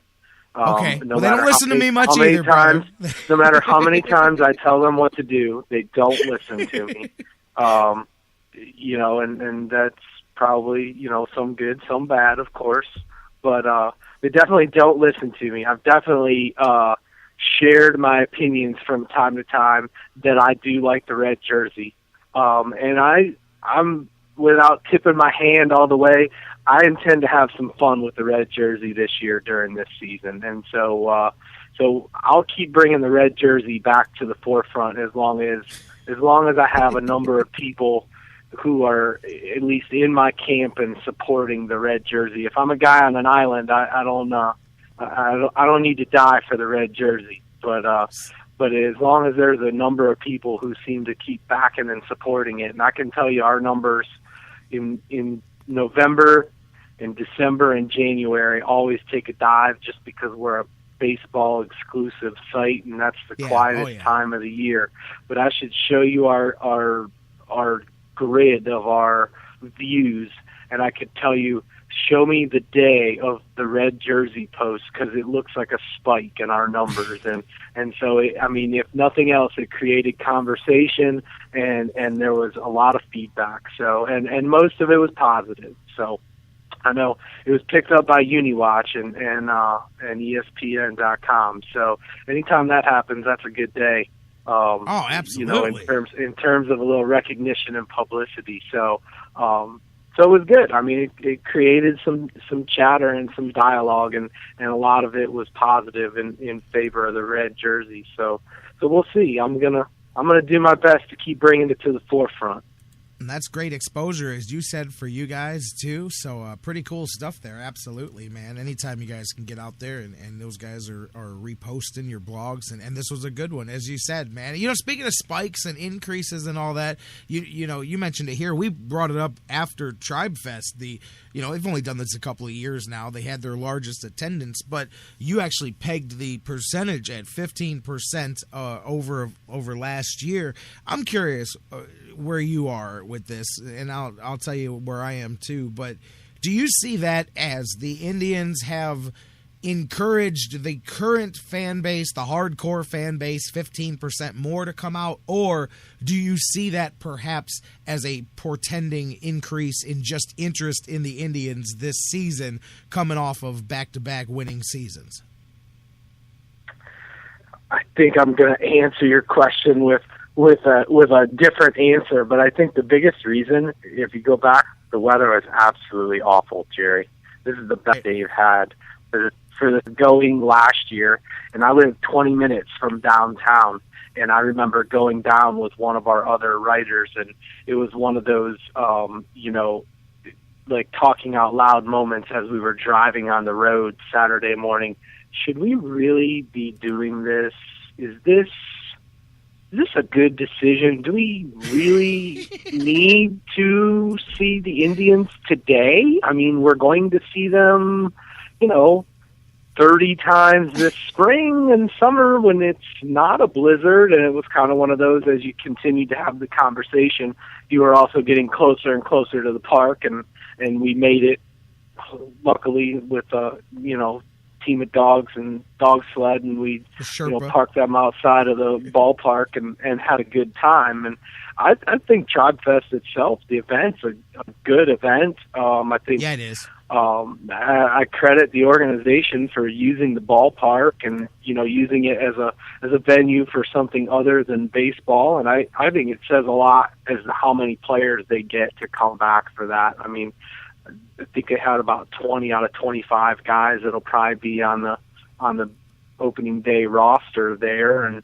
I think that speaks volumes to the atmosphere and the culture that organization creates. And I think a lot of that is of course created by Terry Francona, but I look at that as an event for the players where it's a weekend for those guys to get back together and kind of have some fun and in kind of a low-key situation before their season starts. But I think it's awesome as to how many people come back. But as far as the increase, I think the biggest increase is probably that it wasn't a complete blizzard and that you didn't have to chop her in to get there. So I think that's the biggest thing. I would say also for Indians fans, I mean, we can talk about attendance and everything else. I think this was true. I think this has been true over, really maybe their entire franchise's history. But I mean, you look at, they've had long streaks of bad attendance in the past too. I think their fan base, their core fan base, is as dedicated as any other fan base, or as much as any fan base as there is. I mean, those fans that support this team day in and day out. I mean, unfortunately, right now, I would say, part of the Indians' problem is they don't have too many casual fans. They've got, and I think the diehards turn out for things like Tribe Fest. No, I'm with you. You nailed. That was exactly kind of the reason I asked the question I did, because it's one thing to mobilize your hardcore fan base more, and that's why I was curious what you thought was the reason for the increase, or it's different to bridge over into that casual fan base, the ones that will not, because like you said, I think we know what the Indians' hardcore fan base is, man. You know that because it's the 10,000 that come out for every game, no matter how many, other people come, 8,000, whatever. And then everything beyond that is your tapping into the casual fan that hits a game here and there and whatnot. And you're right. I mean, that really sums it up, man, the way you said it. The fan base that the Indians do have is as loyal as can be, man. Their problem is figuring out how to mobilize the discretionary fan, because that's where 70% of it's at, unfortunately, in the marketplace. It's true. I mean, and I don't know what that answer is. I guess I have some of my own guesses or suspicions as to where they've gone, but I'm not sure on what you do to get them back. I think, there have been tipping points where casual fans have been lost along the way, and I don't think there's one specific moment. I think there are several, and I think each one of those moments has lost some more. And I'm not sure what has to be done to get those casual fans back, other than they have to put together a string of consecutive seasons of, I don't want to quote a win total, but I think they have to be, a power in the Central Division and a perennial playoff contender to get that casual fan back on board, because the casual fan sees them as a team that doesn't keep their best players and doesn't spend on salary. And I'm not sure that either of those statements are true, but that's what the casual fan thinks. And perception is reality, man. Right. And until you break that perception, and I think the best way you can break it is by winning and keeping a core and a nucleus together for a long period of time. I think that's how you get people to come back. And credit the organization. They've at this point have built around a core of players that they have signed for, the foreseeable future, and they have some other pieces around those guys that are still under team control. This roster is pretty much in place if they want to keep it that way. Looking beyond 2015. So, the nucleus is there. I would say now, the nucleus now has to fulfill their end of the bargain and go out and start putting up those 90-win seasons and making playoff appearances, a regular thing. You mentioned your metrics. I want to go back for just a second. I'm just curious. I don't have no clue what your answer to this is going to be, but I know over the years you can compare now, looking back, the performance during the season and your numbers during the offseason. I would assume, we both are in similar fields here with the digital and the marketing and all that. I would assume that your fan base, being a hardcore, a blogger site, it appeals to the hardcore fan. So I would think that your numbers kind of reflect more towards the hardcore fan base. Am I wrong with that? Because that's the first assumption to the next part of my question. Am I wrong about that? No, I think you're spot on accurate. I think our numbers, I'll be honest with you, our numbers are at their best in an average year in March and April, because people are excited about the season. They're excited to read whatever they can get their hands on.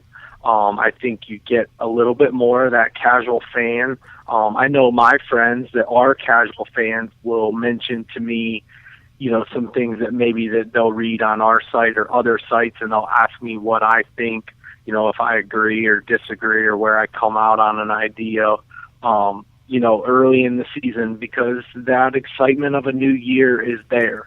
I'll tell you that, metrics-wise, when the Indians are playing well, our numbers are better because people are excited.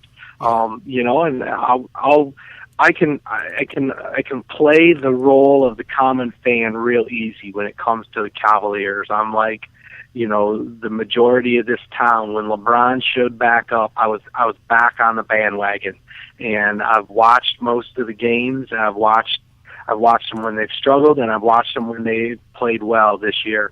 But I'll tell you, when they're ripping off 8 in a row, I look for things, when I got to spare 5 minutes at work, or, when my kids are playing in the other room and I got a laptop in front of me or something, I look for a story on the Cavs, or I flip over to, a channel on TV that has the Cavs. And so, I think our numbers reflect all of that.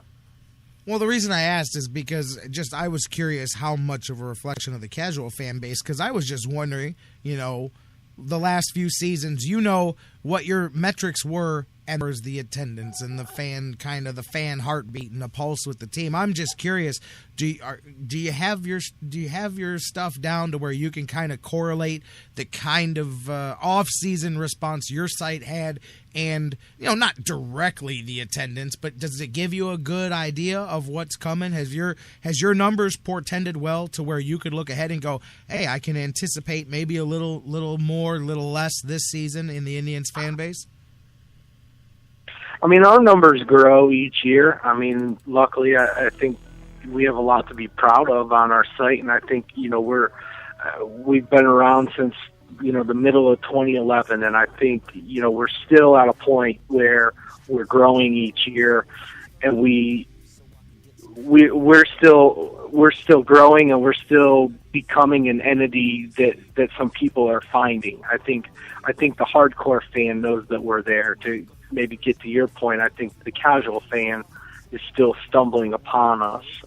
That's the not casual what I meant, fan. That's not exactly what I meant, Mike. I was more talking like I can do the same thing too. I don't have a specific off my head, but okay, in this off season, our numbers did 10% more than they did last season. But then once the regular season hit, the actual Indians attendance was down 10%, or to where you can look and go, oh, I can kind of see the wave of where things are going in the season based on the way your numbers went that particular off season. Do you know what I mean?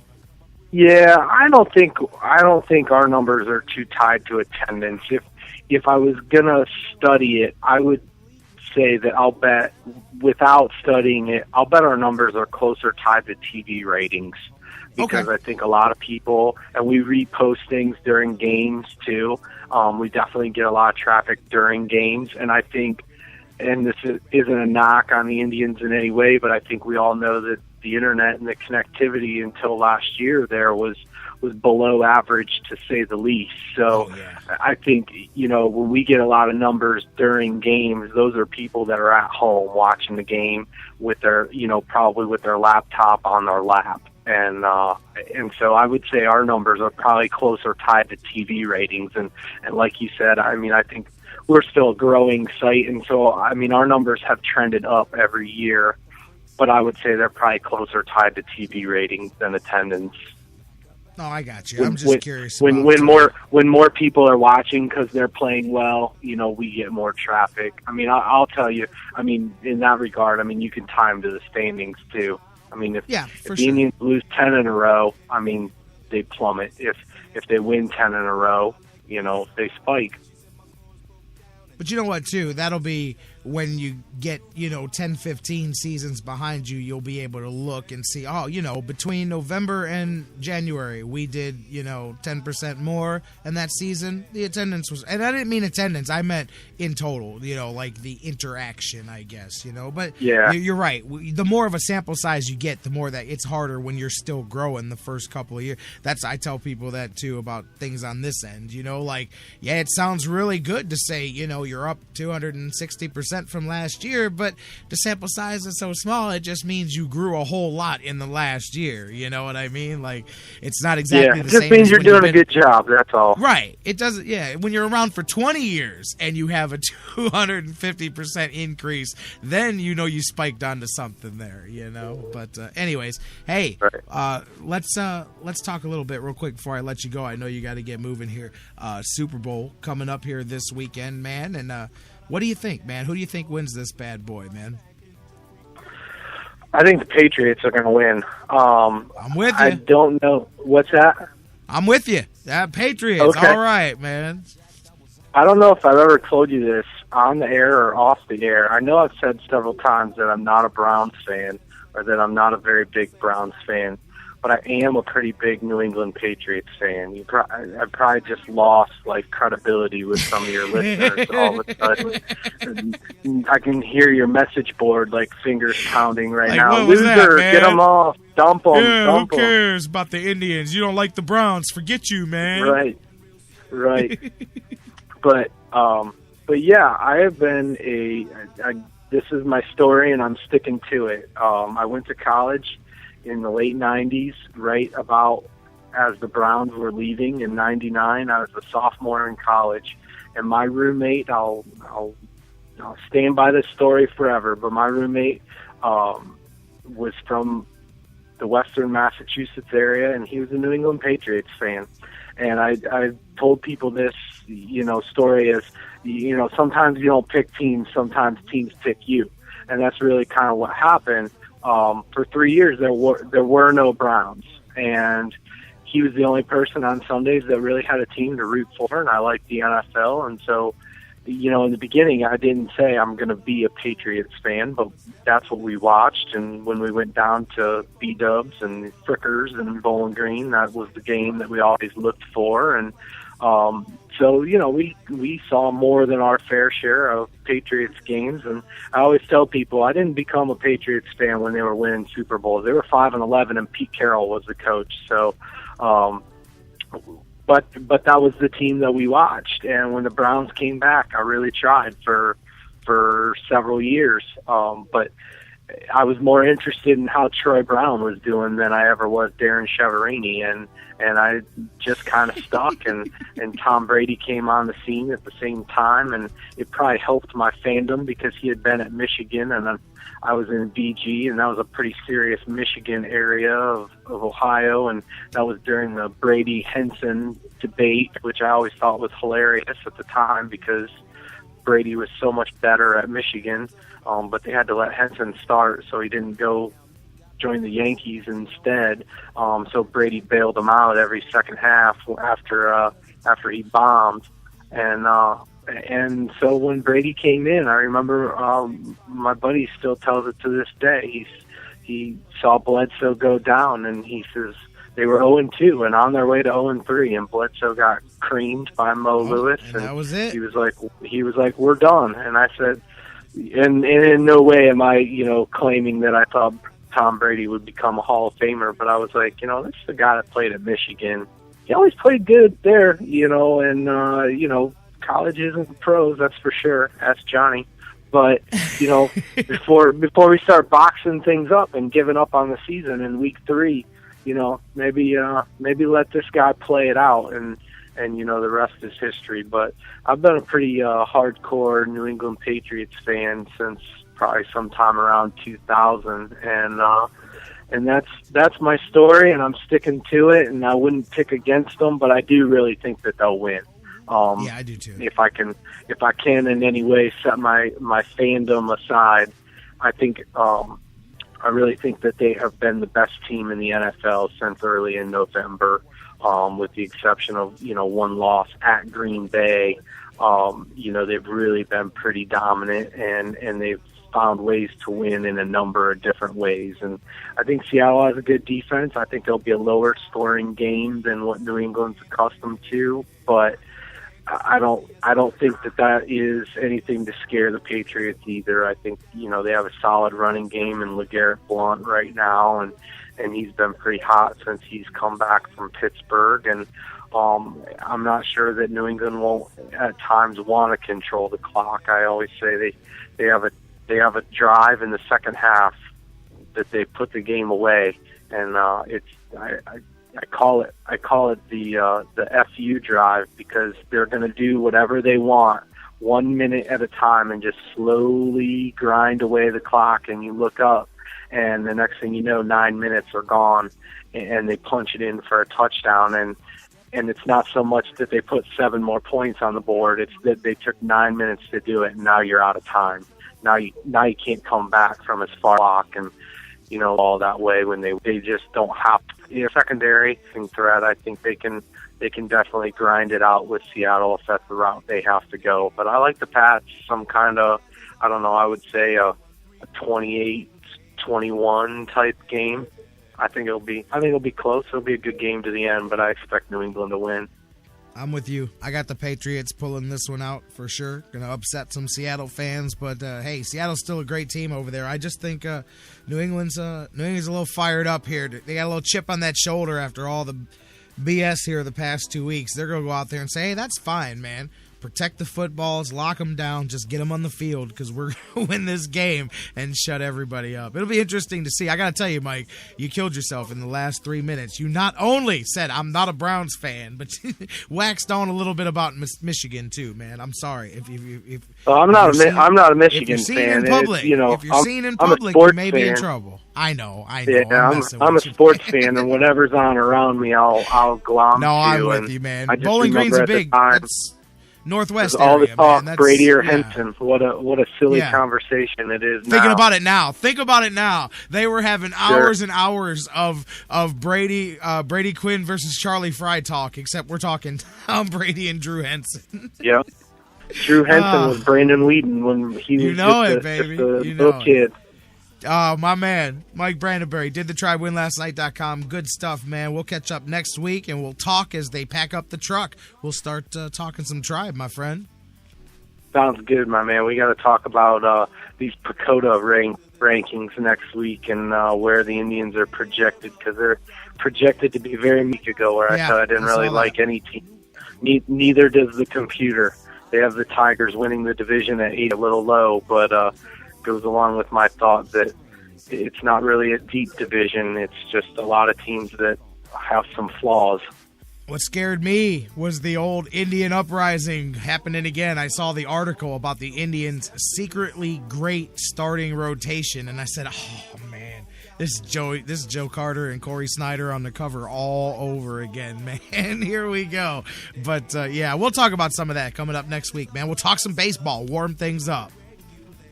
Sounds good, my man. I'll talk to you soon. You got it. Mike Brandyberry, of course, you guys can check him out. DidTheTribeWinLastNight.com. DidTheTribeWinLastNight.com. Great stuff. Great supplemental stuff, too. Stuff you won't find anywhere else. Check them out. Bookmark them. It's a great site for Tribe fans. All right, let's talk some Super Bowl. Preview it with, you know what that means on Fridays. If we're previewing a football game, Jeff Gorman's going to be in the house to do it. Jeff Gorman from Browns101.com joins me next. We'll talk some Super Bowl here. Look ahead to the big game coming up next here on the Sports Fix.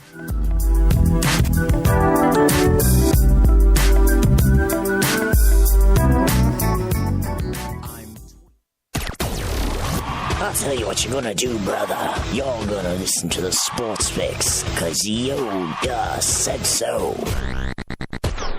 Guys, want to take just a second as we head into this break and remind you about the official business printing source of the Sports Fix, our friends at Signs and Ship. Signs and Ship, I'm telling you, Chris and all Bivel and I, if you need a logo, they can create one for you. They have a fantastic graphic designer. Business cards, signs, banners, yard signs, mobile advertising, anything you can think of that you need to promote your business, they've got it at Signs and Ship. The best thing about them, too, is each of their locations, whether it's the home base here in Elyria, Ohio that I work with, or their spots in Virginia, Florida, and Pennsylvania, it's all local sourced. Very important to me because we all understand that small business is the lifeblood of the community. So check them out, signsandship.com, or call Chris and Pam today, 440-323-6060, the home office in Elyria, Ohio. Signs and Ship, quality printing at affordable prices. Sports Fix listeners, like us on Facebook today. Facebook.com/The Sports Fix. Hi, I'm Ryan Seacrest for RAD. Over 300 people in this country are killed every week by a drunk driver. That's the equivalent of 2 747 plane crashes every single week. And the problem isn't going away unless we all do our part to stop it.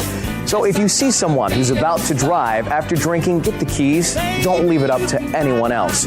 Friends don't let friends drive drunk. A public service announcement brought to you by RAD, the National Association of Broadcasters, and the Ad Council.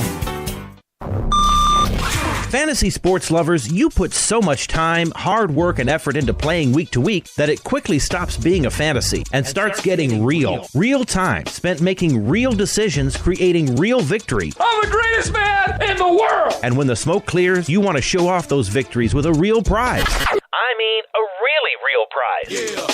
Nobody does that like Fantasy Jocks. The crew over at Fantasy Jocks have beautiful, high-quality, and heavy-duty championship belts, rings, trophies, and so much more for all your fantasy sports needs. The trophy's 12 feet high, and it is glorious. Football, baseball, hoops, you name it, they have it. Plus, they have awesome draft kits and party supplies to make all your preseason activities the envy of everyone. If your league needs a ring, belt, or trophy, or you want to upgrade what you already have, there's literally only one place to go. If you're going to be a fantasy jock, do it right. It's mine, the most magnificent belt ever created, and it's mine. With America's Fantasy Sports Superstore, FantasyJocks.com. What's your fantasy? No football? Nope. From their awesome Wing Mondays to every single Cavaliers and Buckeye Hoops games in full HD, the excitement never stops. Every day of the week brings a different set of food and amazing drink specials. Fight fans, Harry Buffalo North Olmsted is live on the big screens. And let's not forget their mouth-watering trademark bison like Harry Buffalo. Delicious. What are you waiting for? Get to Harry Buffalo, just outside Great Northern Mall today. Harry Buffalo. Join the herd. Hey everybody, this is Doug Plagans, the voice of the Lake Erie Monsters, and you're listening to the Sports Fix.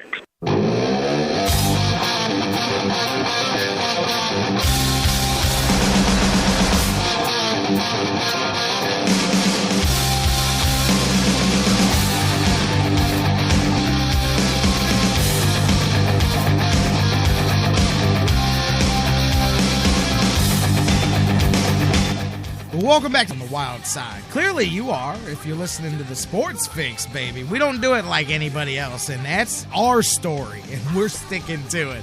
Thanks to my man Mike Brandyberry from DidTheTryWinLastNight.com. Segment, been a great show so far. Hey, no reason to slow the momentum. Let's keep it rolling with my man Jeff Gorman from Browns101.com. He's going to join us here. He's on the hotline. You guys join us in the conversation on Facebook, facebook.com/The Sports Fix, or just search in your Facebook search box for The Sports Fix. I say it every few days. If you find someone else, let me know so I can slap them around. Facebook.com/The Sports Fix. Tweet with us at The Sports Fix CLE. And as always, you can email us, thesportsfix@AOL.com. Let's go to the phone as soon as I figure out how to let this man talk. There we go.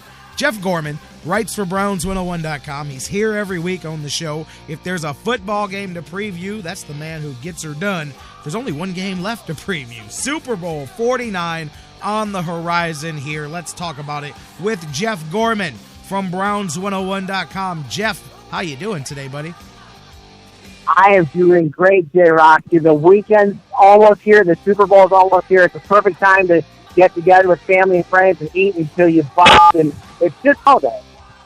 I like that. You timed that perfectly. To eat, and you bleeped yourself. To eat until you hit the button on the phone, man. That was perfect. You don't, although don't say the word Super Bowl party, because Ron Graham tweeted on our Twitter just a few moments ago, the NFL's got the trademark so many times in radio over the years. You can't use the term when you're doing commercials. If you want to do a Super Bowl contest, like we can in talk radio, but if you want to promote something, if you want to do a Super Bowl contest, a watch party, anything, the NFL will cease and desist your radio station. You cannot use the words Super Bowl. That's why, if you ever notice, whenever a radio station or a TV station is having some kind of a contest, it's always the big game contest or something like that. They're not allowed to use the term Super Bowl. But now the NFL's gone a step further. They've actually trademarked the term Super Bowl party as well. Oh, come on.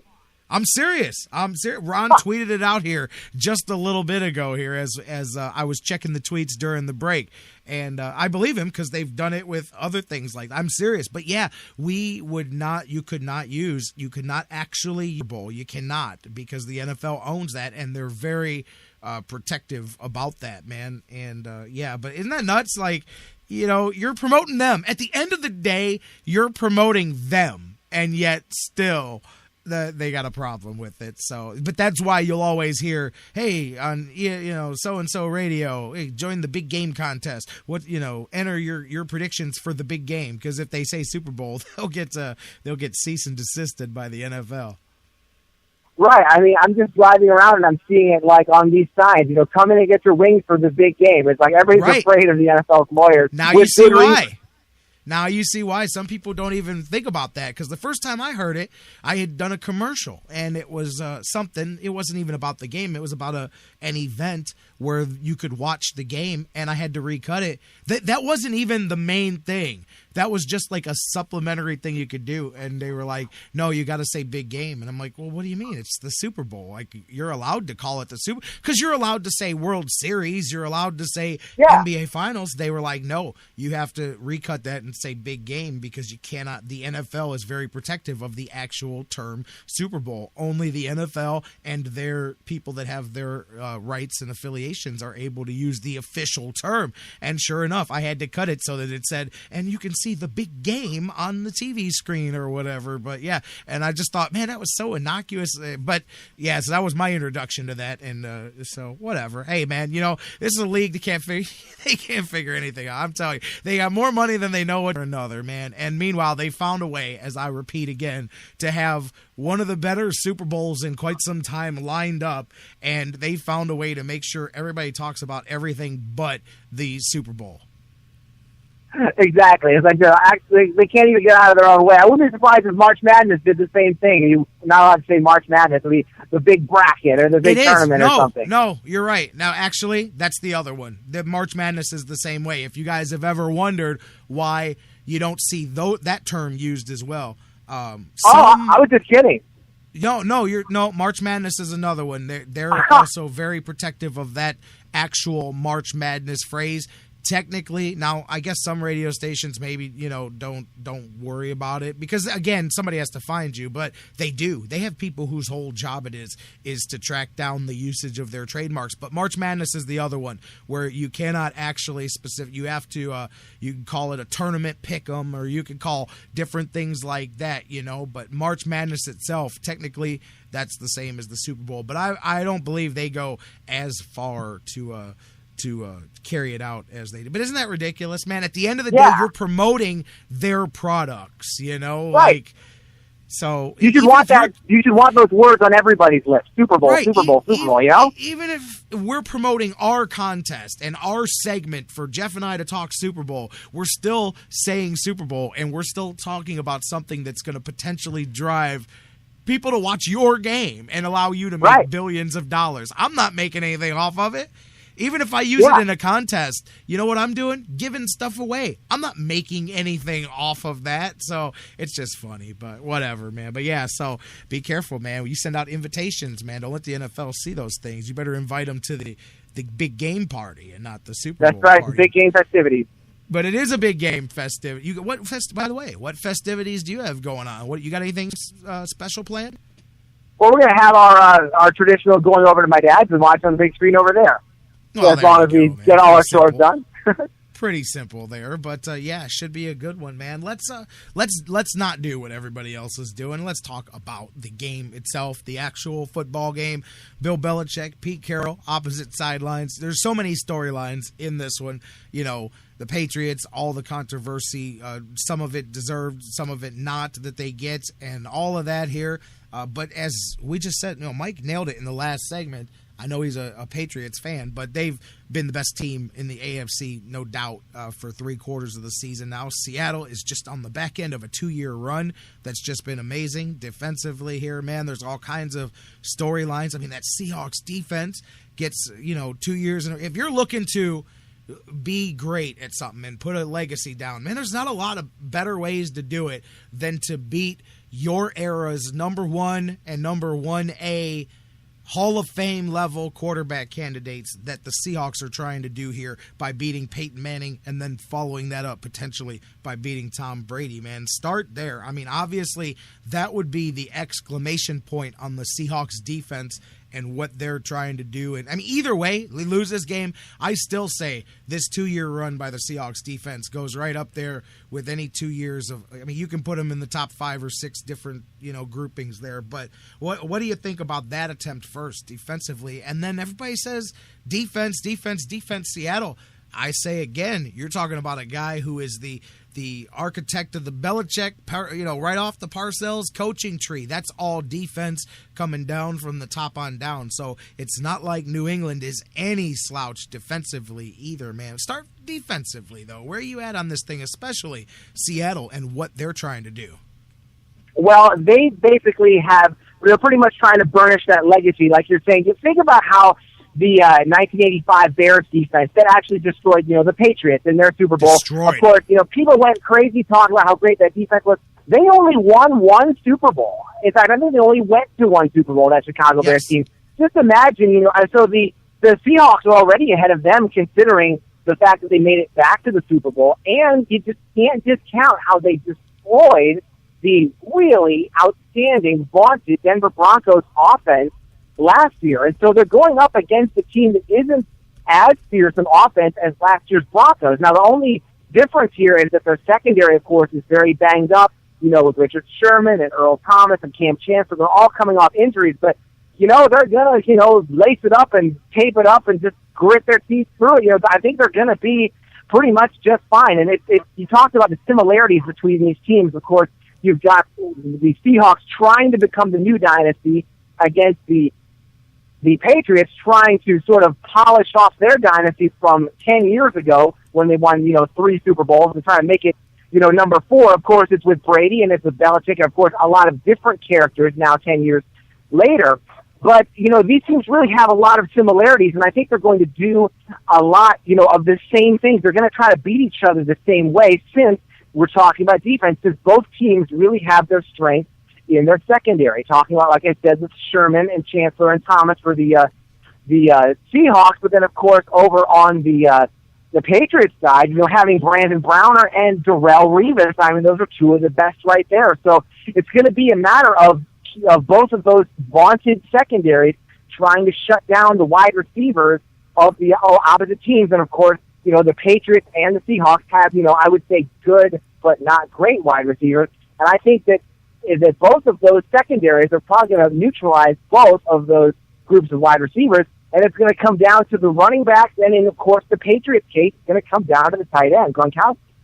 Yeah, absolutely. You mentioned something in there, too, when you talk about the Patriots, trying to, because they're a bit removed from the last one there and that being a dynasty. I say, and I think this is where this whole deflate thing and all of that plays on the Patriots' side, because I think they were already coming into this thing, not that they care. I don't think this hits the players because they weren't around 10 years ago, but maybe in the mindset of the upper management and Bill Belichick is, man, we haven't won a Super Bowl since the whole Spygate and all of that, and this would have been a chance to quiet that because here you would have came back and done it again. So I think that maybe that was already at play, and now with this and all they went through a whole playoff run where each round somebody found a reason to try to get them kicked out of the playoffs as they went their way through. So that you got to think psychologically plays into their head too, which is where I think they come into here wanting to prove a point as well. And plus, I really think, I could be wrong, because, I try to get a good look at the national perspective and see where people are at. Who do you feel based on the news and the stories and the articles, who does the general consensus feel to you as the favorite? To me, it feels like Seattle, by being the defending champion, we're already coming in here as the favorite and New England the underdog. And then when you throw in the deflate and all of that, maybe that pushed people even a little more sentimentally onto the Seahawks bandwagon just because they get those evil Patriots and make sure that they deflate gate. I think the general coming in as the underdog would take away from the way they traditionally come into the game. JK mentioned it earlier. They're used to coming in as the team to beat in the Super Bowl. But do you feel that, or am I wrong? Who does it feel to you is the overall favorite coming into this? Seattle? I think it's going to have to be Seattle by a little bit. I mean, just the way these two teams' seasons have gone have just paralleled each other so closely. I mean, one team starting 2-2, the other starting 3-3, and then both getting really, really hot and just really getting into that dominant mode for the whole second half of the season. And then you have a situation where, like as we say in wrestling, to be the man, you got to beat the man. So that kind of goes with the Seahawks. And even though you have these slight, psychological advantages where I think J.K. was talking about, us against the world, where you sort of see where the Patriots could maybe say, well, everybody's against us. They're calling us a bunch of cheaters. We have to, prove that we can do it no matter how much the ball is inflated or deflated. I think that the Seahawks have really, and it comes really from the top down, from Pete Carroll to Russell Wilson to everybody else, they've really established a very unflappable persona. I mean, they really have grown into that role of the defending champs, even though it's just 1 year. I mean, and it's not like the game isn't too big for them. The pressure isn't too big for them. They just seem like, even without getting too confident or too cocky, they're like, yep, we're the champs. We're going to keep rolling. The Packers are going to come up. We're going to knock them down. The Patriots are going to come up. We're going to knock them down because, they're very comfortable, I think, in the defending champion skin after 1 year. And I think that even if the Patriots maybe have some of these little psychological advantages, I think that the Seahawks as a team are just so cool and so calm that they're just not going to let anything rattle them, and they're just going to keep doing things their way. And I think that for that reason, because they're the defending champions, I think they'll be considered the favorites.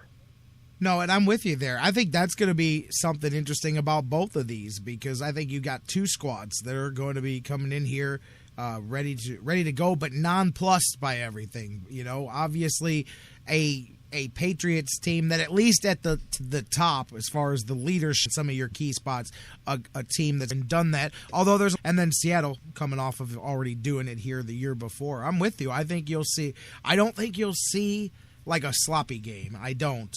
You may see some turnovers forced defensively on both sides, but I don't think you're going to see a sloppy game. I think you're going to see a very well played football game. What do you think? I think so too, and I think you're right. It's not going to be too many turnovers. I think that both teams are, like I said, they're kind of approaching it the same way. I think that whoever wins this game is going to be the team that can establish the ball on the ground. And, of course, that's always the Seahawks' MO with Marshawn Lynch. I mean, you got to keep going to him unless you can stop him. They're going to dare the Patriots defense to stop Marshawn Lynch. And, of course, the Patriots are also going to try to counter that by doing the same thing with LeGarrette Blount. I mean, the Patriots' running game has really been very up and down all year. They started hurt, and for a while they were going with Jonas Gray, and then finally, getting Blount back. Of course, Blount was with the Steelers earlier on, and so he pretty much quit on them.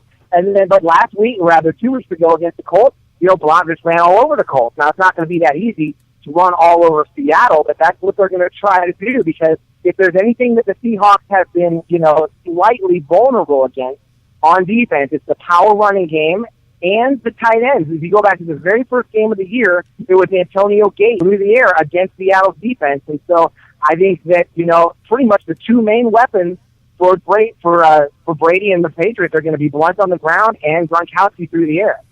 And you know what? LeGarrette Blount, you talked about what he did a couple of weeks ago against the Colts. Speaking of Pittsburgh, came out this morning here that the minor charge against him in Pittsburgh from, remember, back at the start of the season, preseason actually, when him and Le'Veon Bell were pulled over smoking marijuana on their way to the airport before the preseason game. Apparently, which, hey, man, just getting things off of your mind, talking about distractions being removed. He finds that out here heading into this weekend. That case has been dismissed. He won't have to deal with that. Now, he may next season have to deal with a suspension of a game or two here, depending on what the NFL does. But, I'm curious to see both of them, both running backs, Blount and Marshawn Lynch.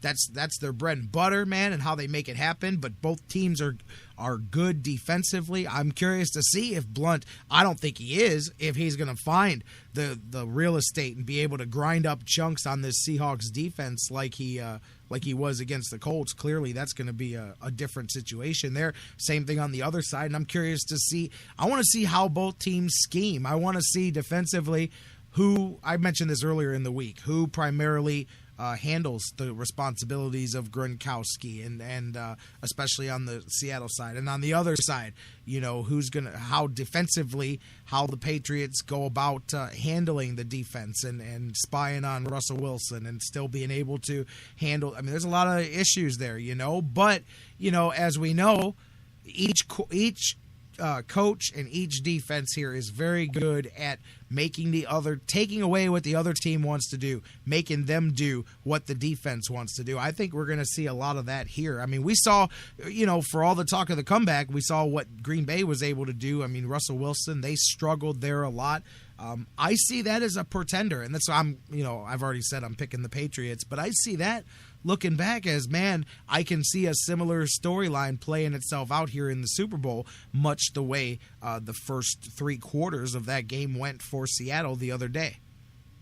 Well, the Patriots are going to try to, and of course, Bill Belichick, we know how he always has to try to be the smartest one in the room, so he's going to try to come up with a lot of little tricks, like, the whole tackle-eligible thing, and just any little thing he can do to sort of throw Seattle's defense off balance. One thing that they really should do, in addition to going to Gronkowski, is trying to throw the ball to Shane Green out of the backfield. That's been a very good weapon for them. He's been better at catching the ball than he has at running the ball. So they're going to try to mix things up as much as possible and just try to not be as one-dimensional as possible, to try to do whatever they can to find any kind of chink in the armor of the Seahawks. But I think that Seattle, again, they're going to have to just try to make the Patriots play their type of game. And, again, try to grind things on the ground with Lynch. And, again, he's just so hard to stop. I think the Patriots are going to have to prove that they can. For, Wilson, about how Wilson is against Super Bowl winning quarterbacks. It's a lot of help in his defense. Jeff, we're losing you, brother. We're breaking up bad. I mean, he can set up Russell Wilson and, can look. Nothing, brother. You got that? No, everything you said blinked out, my man. I don't know if you're in a bad area or not, but we didn't hear anything that you just said. Okay, well, I basically said that. There we go.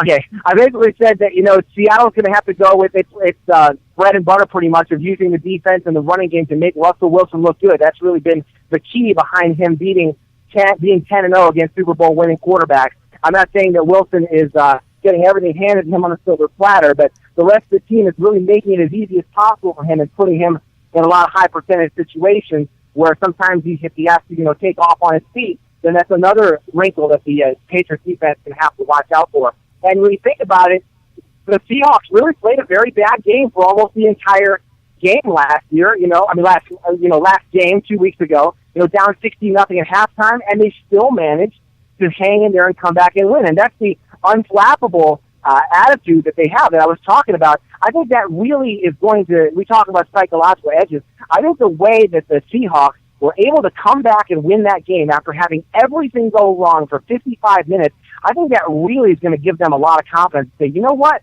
whatever the Patriots throw at us, things might go bumpy here and there, but we can handle this because we're the champs.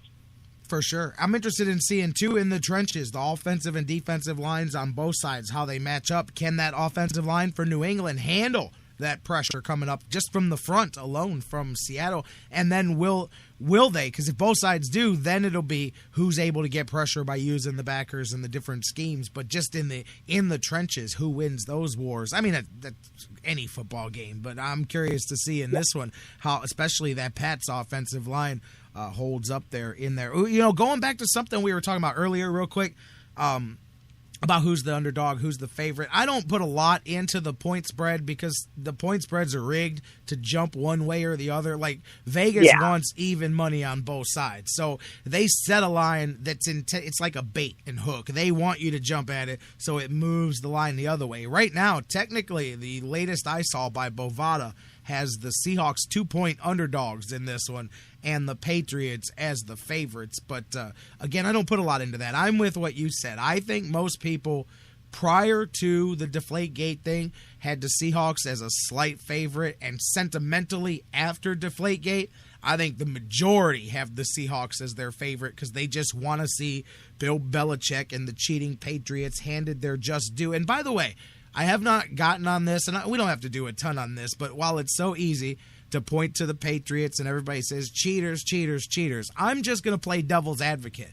Why doesn't anybody, and I love Seattle, but how come nobody mentions the fact that in the past 2.5 seasons, Seattle's had 6 players suspended for PED use? I'm just saying, that's 2.5 seasons, and you've had 6 different players suspended for performance-enhancing drugs. I'm not saying that's why you got where you are or anything like that. The Seahawks are a good team. But my point is, and not only that, throw into the fact that there were several times, and a matter of fact, the one was $300,000 Pete Carroll and the organization fined for practicing and getting players together too much in the offseason when, by the collective bargaining agreement, you're only allowed a certain number of practices. Now, again, none of this is why necessarily Seattle is as good as they are. I'm not in any way taking away from that. But just as much as you want to go one way, why wouldn't, and I think some people will, when some people realize that, and I think the New York Post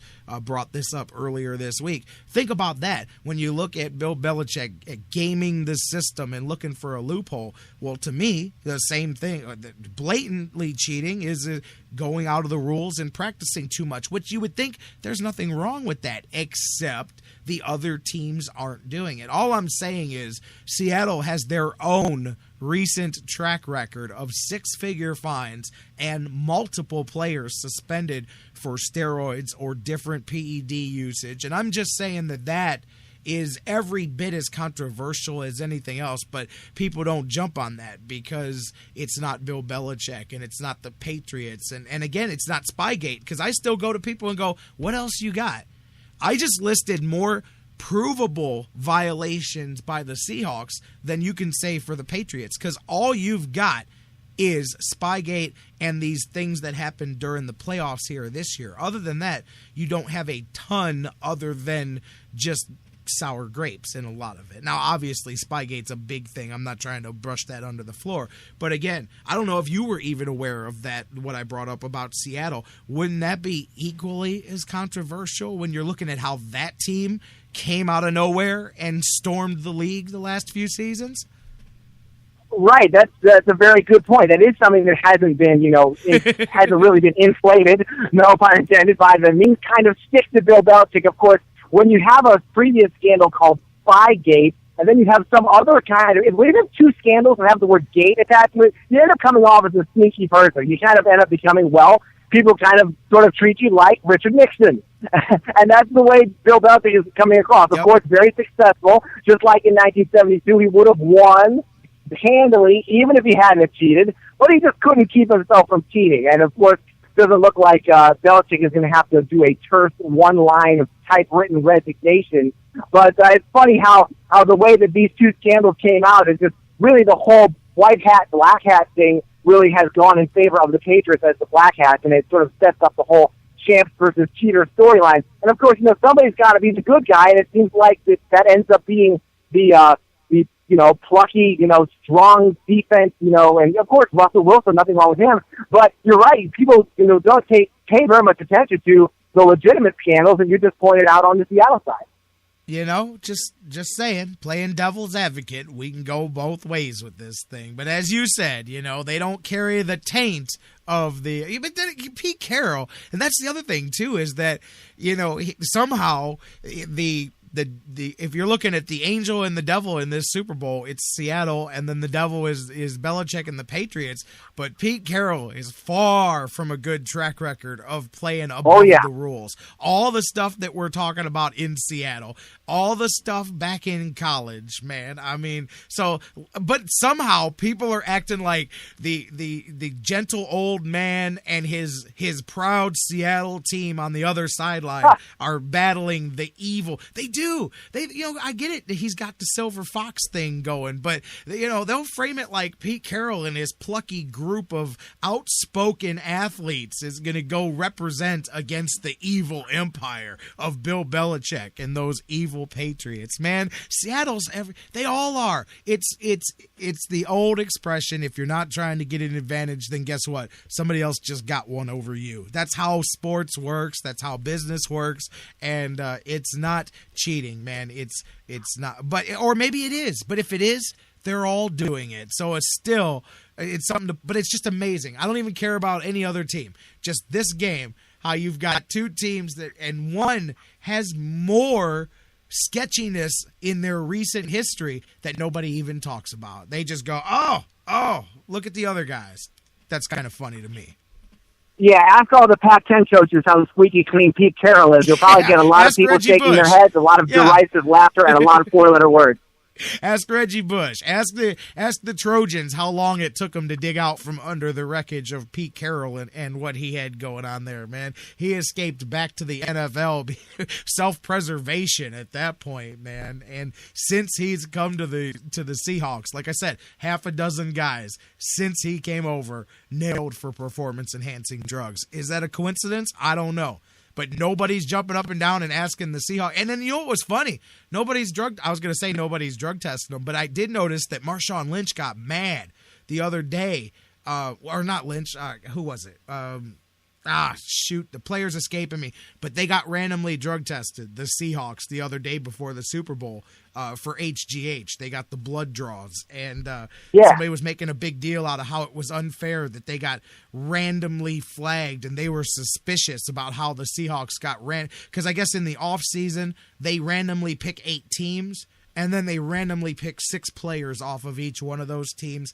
That's how the postseason HGH testing goes. So they happened during Super Bowl week. The Seahawks were one of the 8 teams that they selected, and they picked 6 random Seahawks and HGH tested them or whatever. But yeah, there was some complaining about that, and I'm like, are you serious? Okay, any team shouldn't complain about getting drug tested. It's like a boxer getting drug tested the day before a fight, or an MMA guy or whatever. So that's par for the course. That's nothing you complain about. I've always thought people that complain about unnecessary drug testing are worried about something, because otherwise, whatever, man. Like, you can tell me, I've got rights. That's fine, but I'll pee in the cup for you because I don't have anything to worry about, you know? So anyways, so I always take that tack. But they were complaining about how the poor Seahawks got targeted for drug testing this week. And I'm like, you're one of the worst teams in the league with a track record for it. You're lucky that it was random, because if it was up to me, I would automatically be drug testing you. And as a matter of fact, if it was up to me, I'd automatically drug test all 106 players that are active for the Super Bowl, that are in uniform for the Super Bowl, because that's the same as going into a primetime boxing match and making sure that nobody's on drugs before we put this out to the public. But I'm not in charge and nobody's listening to me, so whatever. But that's just what I would do. I wouldn't do it random. Can't do that. You know why? Because then you got to explain to the public why half a dozen or a dozen people aren't playing in the Super Bowl, you know? So you can't have that either, my friend. But anyways, hey, getting that off my system, getting back to the game, how do you see this thing playing out, man? Well, I think it's going to be a good competitive game. It's just I keep thinking back to last year's Super Bowl, and this is essentially the same, almost exactly the same Seattle team that's coming back from last year. And I think that last year's Denver Broncos looked a lot better, at least on paper, than this year's New England Patriots. So considering how very easily the Seahawks handle the Broncos, I have a hard time seeing the Patriots coming up and beating the Seahawks this year. I don't think that it's going to be another blowout, but I think that Seattle is the ball, and I think that they're going to be able to get some pressure on Tom Brady and make him look all of his 37 years, getting some pressure on him and getting him rattled, maybe throw a couple of interceptions. I think that it's going to be close for the first half, but I think the Seahawks are going to make a couple of big plays near the third quarter and pull away. I have Seattle coming out on top 28-17 and repeating as the champ. And if they do that, Seattle would be the first team, of course, since Belichick and Brady and the Patriots did it back in 2003 and 2004 when they did 3 and 4 years. They would also be only the 8th team in NFL history to win back-to-back Super Bowls. Steelers did it not once but twice. And then, of course, you had the Patriots that we just mentioned. The 49ers did it in the 80s, back-to-back Super Bowls against Cincinnati and Denver down at the end of the decade. Then the Cowboys won 2 in a row and 3 and 4, much like New England did, 92, 93, and 95. And then the Packers in the 60s did it, the Dolphins in the 72 and 73 seasons, and the Broncos of 97 and 98. That's it. It's obviously a very hard thing to do. We've had 48 before this one, and only 16 times has a team won it once, and came in 8 times have they come back the second year. But that's a very small sample size. Goes to show you just how hard it is. The fact that Seattle got here alone says a lot because of how hard it is. I mean, as you can see, it's been over a decade, 12 years since a team even did it once, just getting back to that game. So there you go, man. An opportunity for them to set history, an opportunity for the Patriots of all teams. You got the last one that did it, trying to protect their legacy there and knock them off. And I think if the Patriots went, well, people tried to undermine it with all the stuff in the past 2 weeks, and now maybe this won't be true. But I truly felt going into the playoffs, if the Patriots won this year, that would really put a silence on the whole. They can only do it by cheating, because there would have been no BS around this one. It was going to be just a run to the Super Bowl. Now that's kind of tainted. What do you think? Like, if New England wins, do you think that it doesn't matter? They won't get credit for it if they win. And as John McMullen, they couldn't get away with cheating in the Super Bowl. If they win, people will say they cheated their way to get here. So I think now, if Seattle loses, if New England wins, then New England won't even really get credit. I mean, yeah, they get the trophy, so who cares what you think? But they won't get the credit of truly defeating the Seahawks. I think their potential victory's already been undermined no matter what happens. You know, I kind of disagree. I think winning, it may not be fair, but I think winning glosses over a lot of sins. And I think that, you know, obviously something like this happened in the actual Super Bowl, that'd be one thing. Of course, they don't have control over the balls in the Super Bowl. But I think that when you look back at that game against the Colts, they won by so much. I don't think you can really say that they won the game because of the deflated balls. I think that, you know, even if you make closer, you know, the Patriots still end up winning that one handily. I think that they're actually going to be cemented as really a time-spanning dynasty, and, you know, people are going to, you know, give them grudging credit, but I don't think that the defending champions, after crushing the Colts handily in that Deflategate game, I think the Patriots are going to really get all the credit in the world, whether you like it or not, and most people won't like it. Yeah, well, that goes without saying. Nobody is going to like it. Most people will definitely be up in arms, and we'll see, man. But I think it's undermined. But maybe not. You're right. You know, winning does. But since this involved winning and cheating and all of that, maybe this is one that doesn't. And you're underestimating the Patriot hate out there. The Patriot hate is strong, my friend.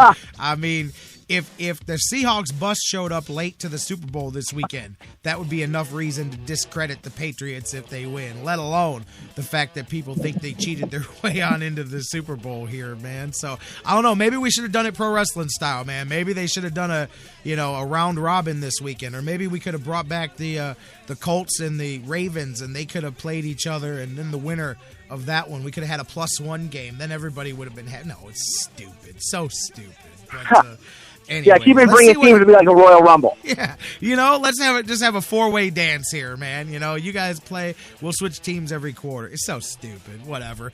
All of that, and the reason I mock it is because I think the NFL did themselves a disservice in the past 2 weeks with the way the focus has been on everything but the game. Some years that's a good thing because the game stinks and it doesn't look like it's going to be a good one.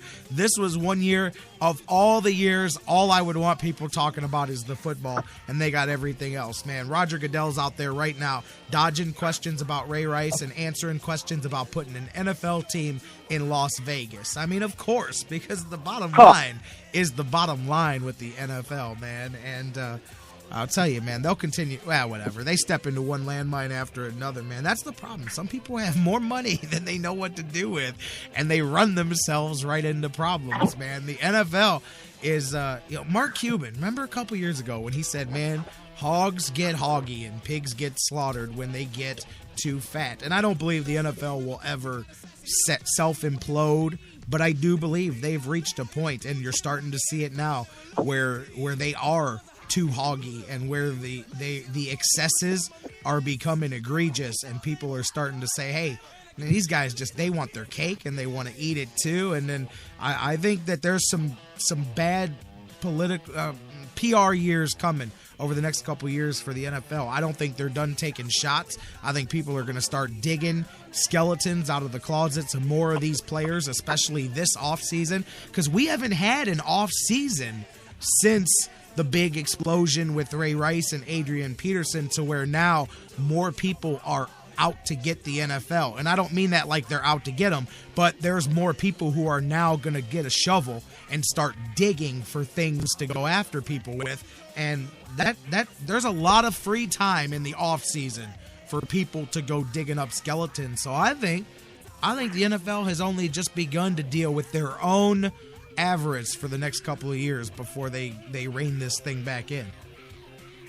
That's one way of looking at it, but you almost say that, look at how many crazy things and bad things have happened. It's like, if they can survive this with Rice and with Peterson, and even going back to Aaron Hernandez, we're talking about, alleged murder here, it's like, if they can survive that, it's like, you almost can't imagine what worse thing could happen that could cause fans to turn against the NFL. It almost seems like if they survive these scandals, that maybe the NFL is bulletproof.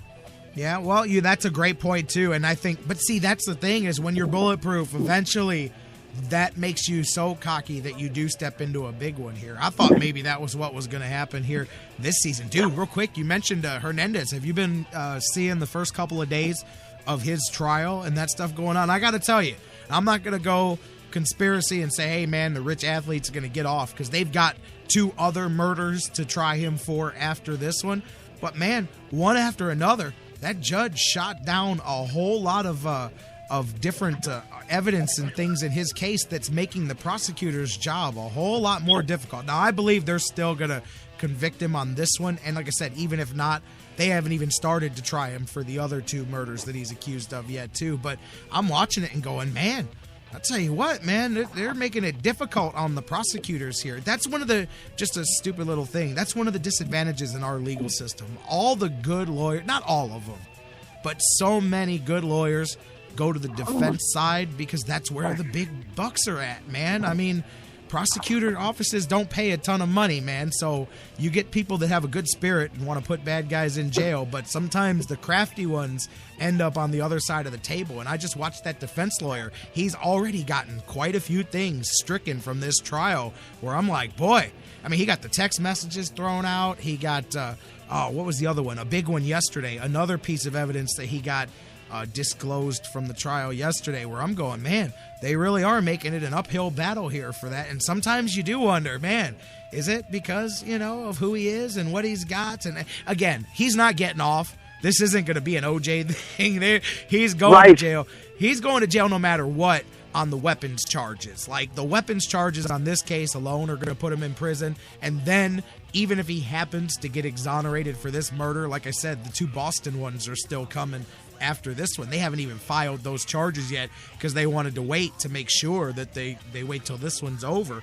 But, that was what the other one was. One of the pieces of evidence that they're trying to use on this case is the fact that it's connected to the other case. They believe that he murdered this gentleman because he knew too much information about the other murders. But now the judge said yesterday, since those other murders have not been proven yet, you can't use that in this trial. So it makes it a little harder for the prosecutors to connect the dots here. I think they're still going to do it, but I noticed it and I'm like, man, boy, they're sure he's got some good defense attorneys over there. But again, I don't think he's going to get out of it. But have you watched the first couple of days of that?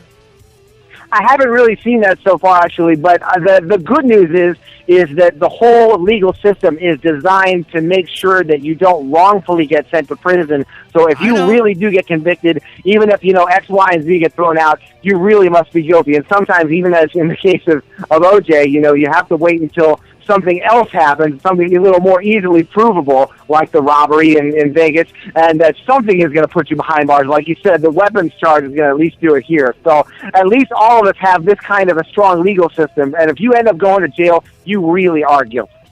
Oh, yeah. I hear you. There's exceptions on both sides. For the most part. There are a few exceptions. Usually, yes. Yeah. No, I'm with you. I'm with you there. It's interesting to watch that go. But I was catching up on it yesterday, and I saw a couple of the things the judge threw out, and I said, but part of it's what you said too. it makes it much more above board, man. When the judge goes to me, when you go heavy on the defense, that's actually could be to your benefit because it eliminates all doubt when a guy's convicted. Then when you convict a guy, it's like, man, he got every call and he still lost the game. You know, he got every call in his favor and he still lost the game. So I think that's kind of the way you got to look at it too. But amazing to think of a guy, you know, he's going to practice every day. He's hitting tackling dummies and he's in the locker room and he's doing just, you never know what a guy's into at night. And for all we want to talk about a guy like, you know, Josh Gordon, talking about making mistakes and this and that, that was one of the things people always talked about was who you hang with and getting out of it. Because as you see, I mean, look at Aaron Hernandez. He didn't just get out of it. He became millions of dollars over, but he never got out of it. Nobody cared. That was the problem, is he was able to, I don't know, I guess all that mattered was football. I don't know, how in the world does a guy get, this is a whole new discussion, but how in the hell does a guy get to that point? And nobody has figured out yet that this dude is deep. I mean, you don't, assuming that he did, you don't off guys yourself. You don't literally commit the murders yourself if you're not deep into the game. You know what I'm saying? Deep into the game. So how did nobody else, or did they? And everybody just said, hey, you don't mess with Hernandez, man. That dude, he's real, man. We don't mess with him. Because I always say, picked him off and hazed him in the locker room or something. You know, I mean, he supposedly murdered a man because a drink was spilled on his shoes, man. But how do you have that kind of a temperament and run in those circles, and nobody in the NFL knows it, but Josh Gordon can't go to his mailbox without 3 people writing a story about it? How does that happen, man? That's crazy. The way they vet these guys, you know, before they draft them, and they just pour into every nook and cranny of their background, their life story. And a lot of times, people are drafted despite the problems that they've had, despite the run-ins they've had with the law. And it's like amazing that something could happen right under everybody's noses, and even on a team like the Patriots, of all people. I'm telling you, man, if I'm a guy that got into it with that guy during training camp, I'm just looking up my lucky stars and thanking them and going, man, that could have been me. Because it's just whatever, but it just goes to show, never know. And that's why I always tell my son, I go, hey, man, listen, I can handle my own too, but there's times when a guy bumps into you and you just, you know, when I was 17, 18, even when I was 27, 28, I might have said, hey, man, you got a problem? Now I keep walking. You know why? Because you just never know. I don't care if I can beat that guy up or not. First off, we're adults, man. Fighting's not, what are we, 16 years old again? But even if I was living that way, even if I was, I don't know what that guy's got. I don't know what that guy seconds for somebody to pull a trigger and end your life. So you know what? I keep it moving, man. I just keep it moving. So that's one of those reminders right there. 1 minute, you know, one thing, the next minute the next. So just keep it moving, man. And that's how you stay alive. That's right. That's how you live a long life until your teeth fall out and you look back on all the fights that you never had. You know what I'm saying, man? Keep it moving, stay alive, man. Jeff Gordon, I don't even know how the last 10 minutes of this conversation went there. I just wanted to know if you were keeping tabs on the Aaron Hernandez trial. But see, you know, we'll not only talk sports, but I'll preach about anything if you put me on a pulpit, man. Jeff Gorman, good stuff. Amen. You got amen, baby. You got the Seahawks. I'm going with the Patriots here in this one. Let's see what happens, and let's talk about it next week, and we'll do the Indians thing as well, and keep it moving. They keep it moving. Hey, not just us. The world's going to keep it moving, and we'll talk about it next week. All right, it's going to be February. It's going to be close to time for spring training, too. It's coming very soon, so I'm really looking forward to that. All right, Jeff Gorman, thank you very much from Browns101.com. We'll talk on Tuesday, my friend. All right, thank you, man. Enjoy the game. You got it. You too. Jeff Gorman at his big game party here this weekend. Hopefully he has a good time, man. Hey, I'm not trying to get sued either, man. All right, guys, having some fun there, and, you know, I don't know, man. Unless I want to continue, we'll just take a break. I'm done talking about things that you know what? Sometimes you just got to know when you're done. I'm done with that one, man. We'll see what happens with that trial, but I have been watching it. It's amazing, and I just said, they sure are, you know, but you got to in the legal system, man. You gotta keep it above board because, like I said, then nobody can come back afterwards and say anything. But man, I'll tell you, you know what? Last statement on that. You see some of the testimony, it's a visual. You've got sisters on opposite sides of the courtroom because one was with Hernandez and one is the victim's surviving family member. So you got family split. It's an emotional thing over there, man, that Aaron Hernandez trial. But hey, NFL doesn't want you talking about that. They'd rather you talk. That's one of the reasons I say they made up this whole Deflategate, because nobody is talking about that either on Media Day, which is what the NFL wants. All right, guys, let's take a break. That's what I want. Let's take the last break of the day, come back, set the stage. We got a lot to do. Of course, I've got basketball coming up tonight. I've got a very busy weekend here this weekend. I'll hip you to where I'm at, where you can see me, what I'm doing. Cavaliers getting at it, Vikings, Monsters, and more. Don't go anywhere. Final segment of the Sports Fix coming up next.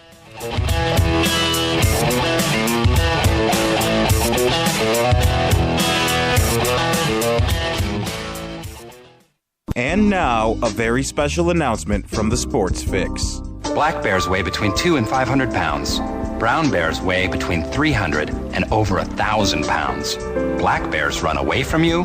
Brown bears run at you. When attacked by a bear, simply lie still on the ground and cover your face and head with your hands. When the bear is finished batting you around and mauling you, contact the U.S. Forest Service. And that was a message from the Sports Fix. It's the Sports Fix. We'll be right back. In baseball, miracles can happen when a team works together. 2 out, bottom of the ninth, down to their last strike. The same is true in the fight against cancer. That's why MLB has teamed up with Stand Up to Cancer. Because we believe that when we all stand up together, 41,000 on their feet, we can make cancer history. Now everybody's standing. What a buzz in this building. This is beyond a dream. Stand up with MLB at standuptocancer.org. Let's talk about the X's and O's of family entertainment. Every parent in Ohio has an activity that'll get you out of the house for a couple of hours. But it needs to be affordable. It needs to be family-friendly. Above all, it needs to be fun. Now, let's talk about high school sports. Bang for your buck, school sports provide the perfect game plan for your family. You'll enjoy all of the drama and excitement competitive sports offer. You'll be supporting the future leaders of our community in a meaningful way. Best of all, you can take the entire family without breaking the bank. Heck, you won't even dent it. Now, enough chalk talk. Let's get out there and see what's playing at the high school in your community. School sports. Good for our kids, good for our community. This message presented by the Ohio High School Athletic Association and the Ohio Interscholastic Athletic Administrators Association. Hi, this is Dean Chenoweth, head coach of Cleveland's Lake Erie Monsters, and you're listening to the Sports Fix.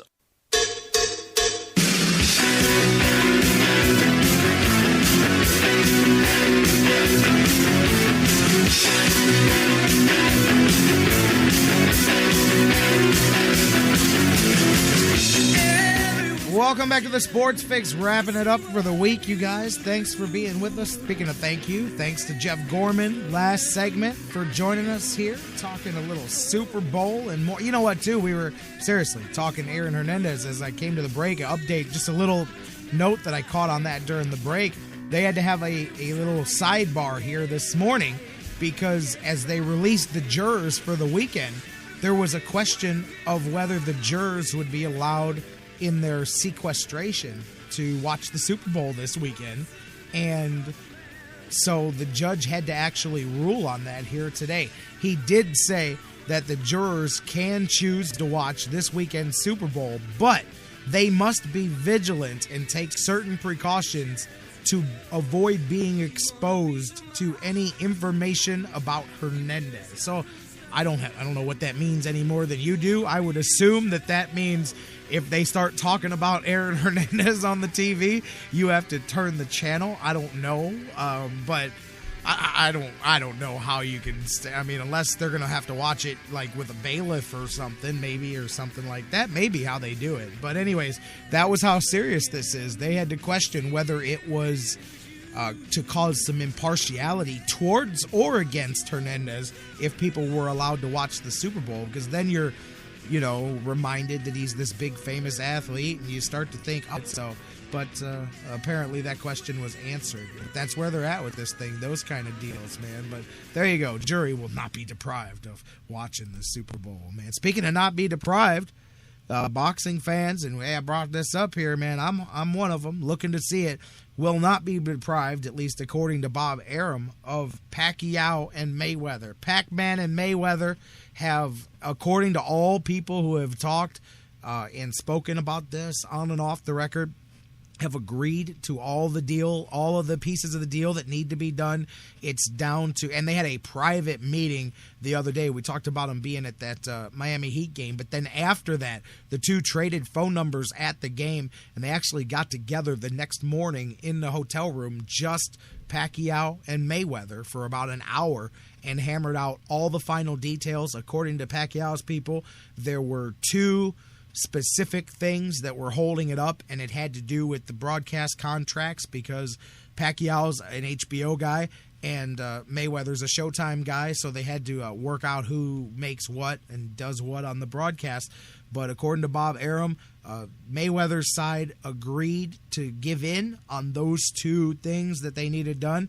So according to Bob Arum, the final contract should be done maybe by the time we get back Monday. But it says over the next few days here, you can expect the contract to be signed for what many anticipate will be the highest ordered pay-per-view and the highest money fight in boxing history, potentially here coming up. You know, the only other time HBO and Showtime got together for a pay-per-view was Tyson and Lennox Lewis back in 2002. That's the only other fight that the two sides were ever able to come together on and create. If it happens, it'll be Cinco de Mayo weekend. It's going to be May 2nd at the MGM Grand in Las Vegas. So we'll see, but maybe people don't have to wait on that fight anymore here coming up. Man, we'll talk more about that next week. Cavaliers, looking over at what they've got going on.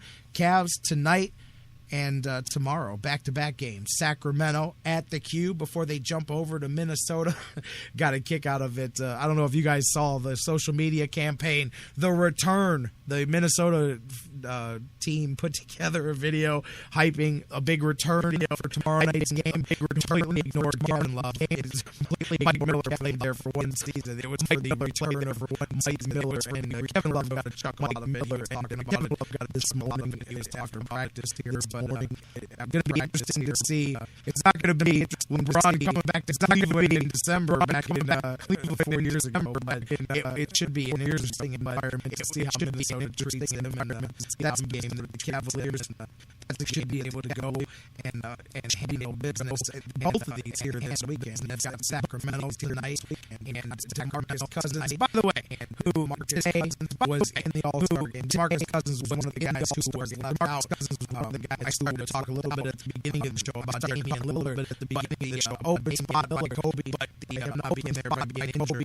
Will be filled by DeMarcus Cousins. He will be filled. Something I gotta mention about DeMarcus Cousins. I mentioned this. We talk about athletes and social media and making statements and all of that stuff, and people stand behind their words. Here's an example of holding on to some words for a while. A guy by the name of Clay Travis, 5 years ago, on January 30th of 2010, this man on Twitter, Instagram, or something here, tweeted out, there's a 100% chance DeMarcus Cousins is arrested for something in the next 5 years. 100%. Write it down in stone. DeMarcus Cousins on that day in January of 2010, and saved a screenshot of that tweet, on January 30th of 2015. DeMarcus Cousins reposted Marcus Cousins. Today's the day, everyone. Let's show Clay Travis some love. He saved. It bothered him so much that somebody tweeted that it was a guarantee that he would be arrested in the next 5 years. He saved it and came back back 5 years later to that. 5 years later. I think that may be the longest anybody's ever held on to it. Twitter's still, relatively new in the sports world compared to some of the other stuff. That may be the first time somebody's held on that long. There's dedication to showing the people, hey, you were wrong. 5 years later. Hey, here you go. But here you go. I thought that was a good story. I got a kick out of that here today. For timing with him coming in. And on top of that, celebrating his 5-year anniversary of not going to jail.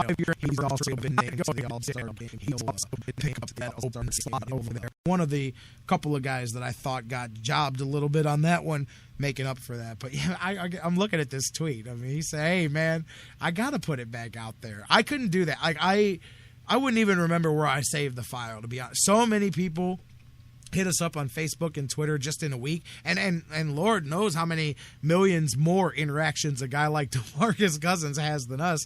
It must have really bothered him to put it aside and actually remember where it was, because that I wouldn't even remember about it 5 years later. Like, I just go, yeah, a whole lot of people, say stuff, and I just ignore them and move on. I keep it moving, as we like to say, but he kept that one and showed it out there. So maybe I should start doing that. Maybe too many other things to worry about, man. Too many other things to worry about.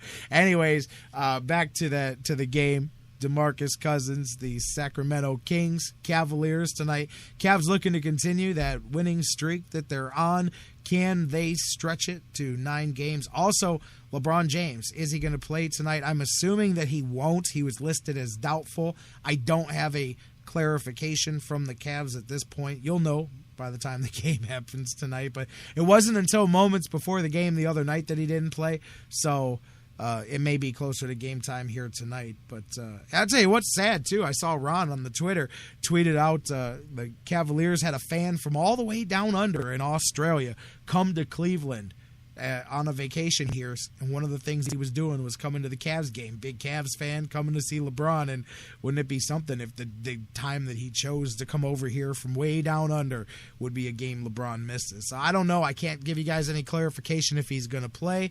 Obviously, the Cavs look to improve now 2-8 without LeBron on the season. So if LeBron doesn't play tonight, the Cavs will look to continue that and make it 3. Kyrie, of course, off of 55 and setting the Quicken Loans Arena single-game record. Let's see how he responds to that one here tonight and how the Cavaliers do. Kevin Love, how he bounces back. I mentioned it yesterday. Last time the Cavs played the Kings, Love was the man. He had 25 and 10, had a strong game. Even though the Kings handled the Cavs, that was before the Cavs got themselves together. Shumpert, Marion, James were all out in that one as well. Past 7 games, Cavs averaging 111 points a game. And if the Cavs win here, it would be the longest Cavaliers winning streak since 2010 when they won 13 in a row back in the final LeBron James season. Remember, we mentioned that earlier, those 61 and 66 win teams with LeBron right before he left. So Cavs looking to do that. Kings coming in 16 and 28, bad defensively. They have given up a 7-game losing streak where they've allowed 122.5 points a game. 122 points a game. Their past 8 road games, they're giving up 113 points a game.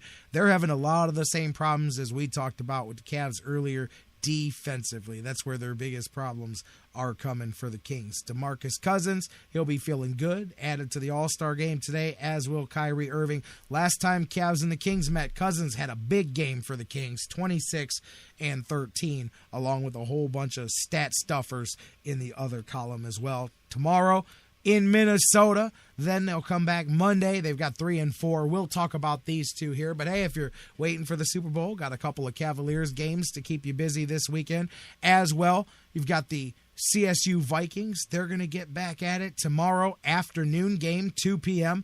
Vikings back at the Wolstein Center hosting Green Bay. Vikes coming off of a tough loss the other night, 59-56. Oakland nipped the Vikings here. Vikings tripped down to second place in the Horizon League, 6-2 on the year, 12-10 overall. Green Bay, first place. This is a big one here, a battle with the first place Green Bay Phoenix, 17-4. Green Bay comes in 6-1, first place in the Horizon League, half a game ahead of the Vikes and Valpo. Green Bay, 8 of their last 9 coming in victorious. Last time they played, a narrow victory over Valpo a week ago. They've been off all week this week. All-time Vikings 17-15 against the Phoenix here in Cleveland. So we'll talk about that on Monday as well. Monsters, OKC, double shot here this weekend. Number 1 seed in the conference. It's going to be a big one. We talked to Dougie P about that earlier to get the second half started with some momentum. And, this is the time, if you remember, last year, right around beginning of February, every Monsters conversation started with Monsters are running out of time to close the gap, That starts now. The work starts now, and you can't pick a better team than the team that's in first place. Plus, I think a little measuring stick coming out of the half. So there's tons of things to get into this weekend. Do them all. Do them up, you guys. Enjoy it. Enjoy the Super Bowl. Big game, of course, and I'm sticking with it. I got the Patriots here coming out of this one. Let's see if I'm right. Monday, we'll talk about it. Dan Wismar will be here. John McMullen may be here. He may be in the air flying back from the Super Bowl. If so, he'll be on later on in the week. I have to check and verify his travel schedule. But either way, Dan Wismar will be here. We'll be breaking down the big game, talking about the Super Bowl, who won, who lost, who was the MVP. How good were the commercials? I don't know. Isn't that something you always talk about the Super Bowl? We'll hit it all. We'll talk about it. We'll do the thing. Cavaliers will be heading into 3 out of 4. We'll talk Buckeyes, Vikings, Monsters, all the things that happened over the weekend. And hell, anything else you want to talk about. We'll do it here live. Same bat time, same bat channel, noon, Monday. Across the Sports Fix Radio Network. Real quick, this weekend, if you want to see me, hey, we don't have to be done just because I'm going off the air. Tonight, North and South, the Civil War. Eastlake North, Willoughby South basketball. At Eastlake North, I will be live on your radio dial, 1330 a.m., WINTradio.com. Calling the action, 7:15 tip-off, 7:30 or 7:15 pregame, 7:30 tip-off, North and South. That's going to be a lot of fun tonight. Tomorrow, wrestling fans, if you're in the, that's the eastern side of Ohio, Lisbon, Ohio. I will be out there in a special charity. It's a wrestling show. It's for the Columbiana County Humane Society. Should be a good event at the Guilford Lake Grill. I'll be out in Lisbon, Ohio, doing some pro wrestling on Saturday, and then back doing the Super Bowl thing on Sunday. Busy weekend. Come on out and see me. Say hi if you do. If not, say hi on Monday. Live, right here on the Sports Fix. Have fun this weekend. Whatever you do, we love you wherever you're at, and we'll see you Monday, live, right here on the Fix. Survival's a must on these streets. We hustle, don't sleep. Out here in Cleveland. You know that I'm long nights, cold weather, it ain't nothing pretty. So much hate up in this bitty city. If you can make it here, you can make it anywhere. Put your hands up in the air, everybody say yeah, yeah, yeah.